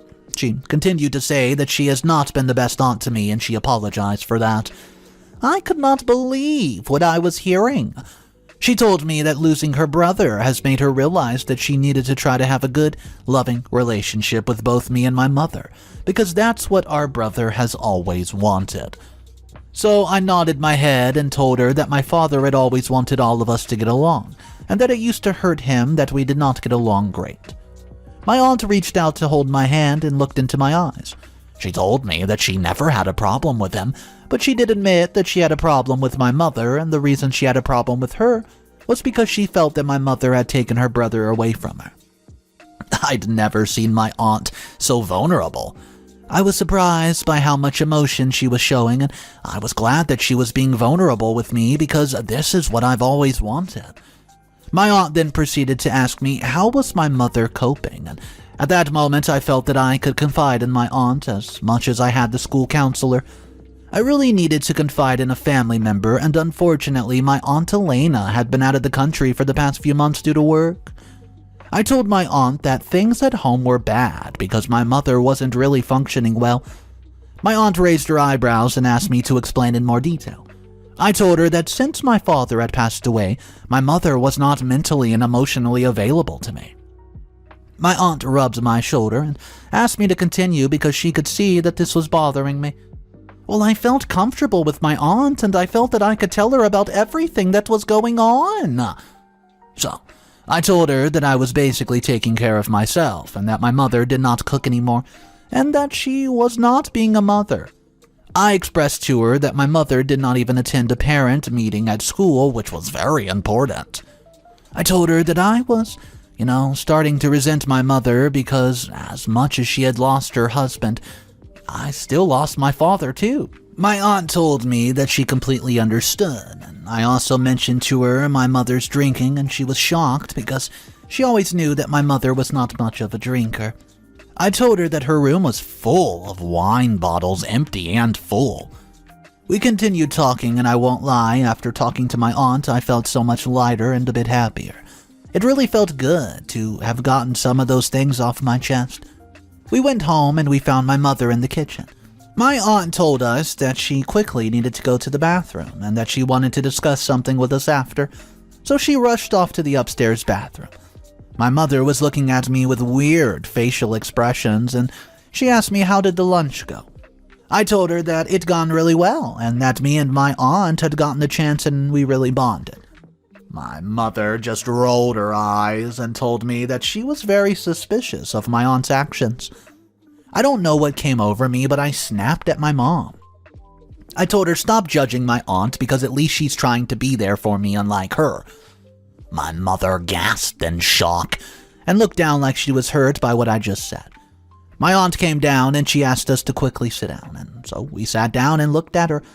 My aunt then proceeded to say that she thought that it would be a good idea for her to move in with us for a few months, so that she could help my mother out. My mother rolls her eyes and told my aunt that she did not need any assistance. So my aunt took a deep breath and told my mother that she would mostly be here for me since my mother was clearly still grieving. She continued to say that she would only be here for a few months, and just until my mother was back up on her feet. She told my mom that she could not imagine how hard it must be to lose a husband, and to also try to look after a child. I looked at my mom and told her that I would really appreciate it if my aunt was around because I needed somebody who could also be there for me emotionally and mentally. My mother told us that she didn't care, but my aunt could move in, as long as my aunt stayed the heck away from her. My aunt told my mother that she was only moving to be there for me, and my mother chuckled and said, "If you say so, Alonica." So it was settled. My aunt moved in with us the following week and things started to look up. She was always checking up on me, helping me with homework, and making sure that my school things were always in order. It honestly felt like I had a second mother because even though my aunt was around, my mother continued to lock herself in her room. Update number 2. My aunt's been staying with us for a few months. See, things have been so better. My mother was slowly coming back, and I was so happy about that. She would stop locking herself in her room, and she was actually a bit more mentally and emotionally available. It was a Saturday morning when there was a knock on the door. I answered the door, and it was a middle-aged woman dressed in a professional attire. She asked if my mother was home, and I told her that she was. She then asked if she could come in, and I allowed her to. I left her in the living room and went to go get my mother, who was busy working in her office. My mother came into the living room and greeted the lady, and the lady did not greet back, but she handed my mother a letter and told her that she had been served. After she told my mother that, she walked out. My mom opens up the letter. She was absolutely gasping in shock, and she starts shaking uncontrollably. I asked her, "What's wrong?" She could not even speak. So I grabbed the letter out of her hand and I read it. I also start shaking as I was shocked as well. The letter was from the court. My aunt was demanding custody of me, and she was accusing my mother of being mentally unstable. My mother looked at me and told me that she knew my aunt was up to something, and I told her that maybe this was a mistake. My mother told me to stop being so naive, and she continued to say that this was probably my aunt's plan all along. My aunt then walked in looking all happy, and I rushed over to her with the letter and asked her, "What's the meaning of this?" She looked at me and asked me to please calm down. She took the letter and read it, and then she smirked. She said that this letter was true and that she had filed for custody, and I asked her why would she do that. She told me that she had filed for custody because my mother was mentally unstable, to take care of me, and that she was doing this what was best for me. I saw the anger in my mother's eyes. My mother rushes over to my aunt and slaps her. She told my aunt that she would be damned if she lost custody of her child to her. My aunt rubbed her cheek and proceeded to say that she would mention this in court and that my mother slapping her just proved how mentally unstable my mother was.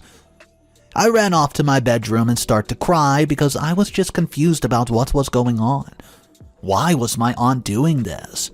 Yes, my mother has not been the best mother for the past few months, but she was getting better, and she was even seeing a therapist. I was so confused by my aunt's actions, and I was trying to figure out what was her motive. 2 weeks later, we were all in court. I don't know how my aunt managed to get a court date so quickly.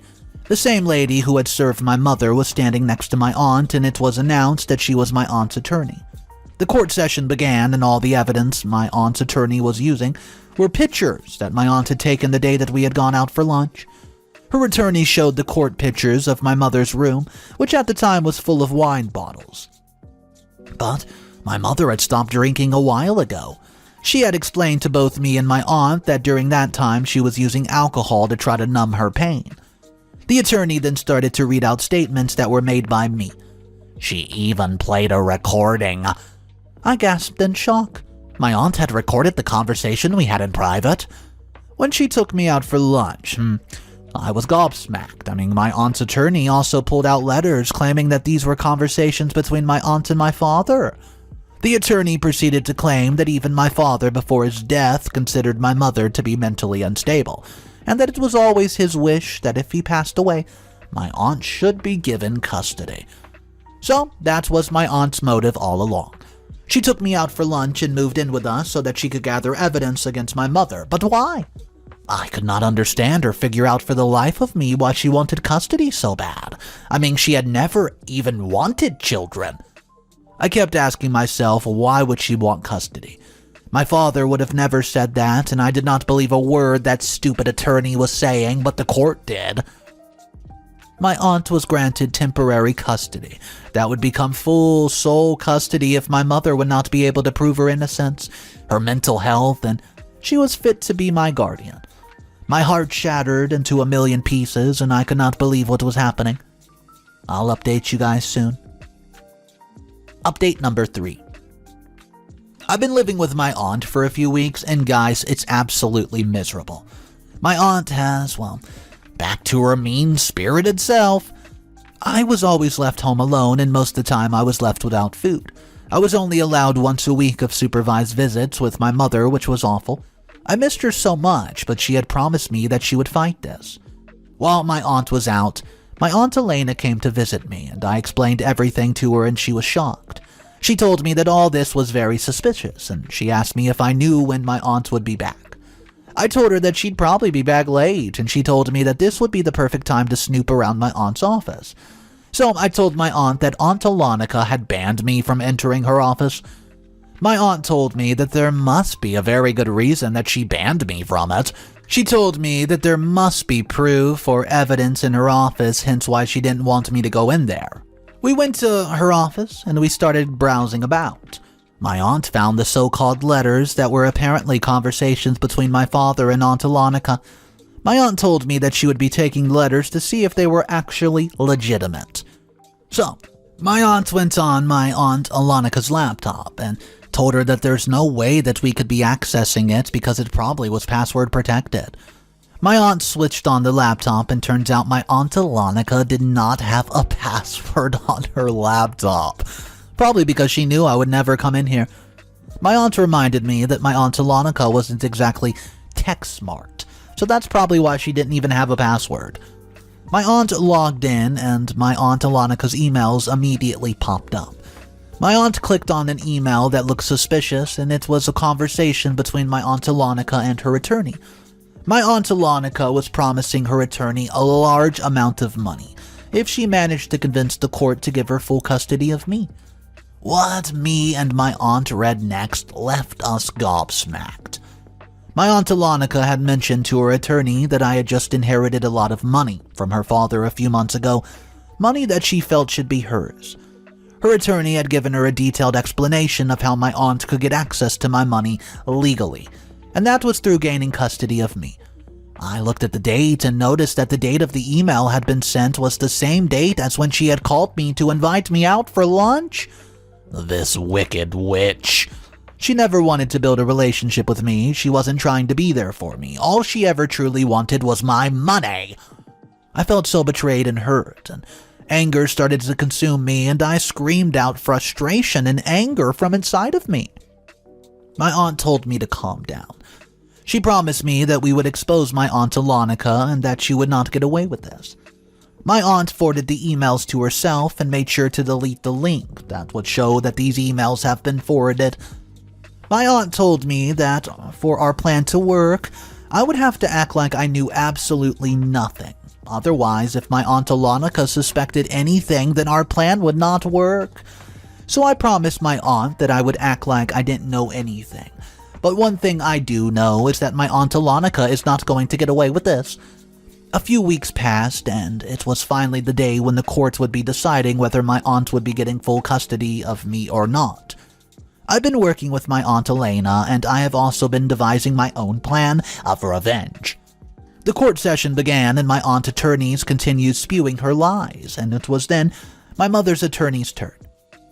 My mother's attorney used all the information we provided, and he exposed the emails between my aunt and her attorney. My aunt's attorney tried using the defense that my mother had hacked into my Aunt Elena's email because those emails were private and confidential. My mother's attorney then spun the story and claimed that my aunt had forwarded these emails to my mother to gloat about the fact that she thought she was going to gain access to my estate, forgetting that this could be used in court as evidence. So, My aunt's attorney tried fighting it, but the court did not believe a single word that she was saying. My mother's attorney then called me up to the stand, and I saw how shocked my aunt and her attorney were. My mother's attorney asked me to explain how it has been living with my aunt. I took a deep breath, and I told the court that my aunt had been emotionally, mentally abusing me, and I explained to them that she would sometimes starve me by not buying groceries and how she would take herself out to get food. I further explained that my aunt would send me rude and mean text messages whenever I would ask for something. My mother's attorney showcased the text message between me and my aunt to the court, and I could see my aunt getting embarrassed. I told the court that I had confided in my aunt about my mother because I genuinely thought that she was being a concerned family member, when the reality was all she wanted was my money. I continued to tell the court that yes, at some point my mother was not being the best mother to me, but she had just lost her husband, you know.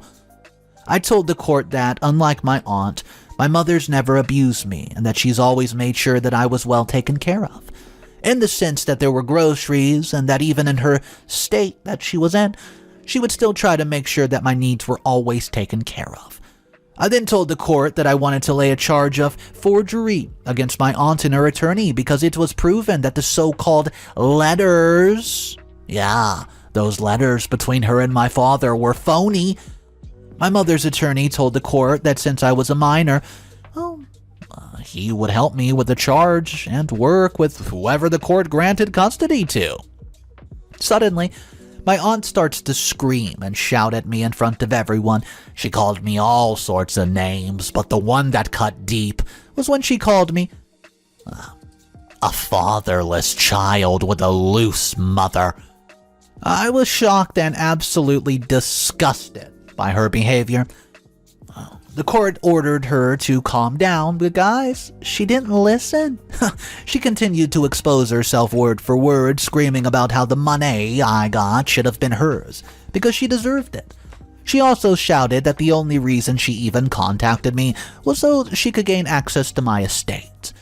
Even though I already knew her motive, it actually felt good to hear her admit it, that she was being a fake phony, and that she never really wanted a relationship with me, but that she just wanted money.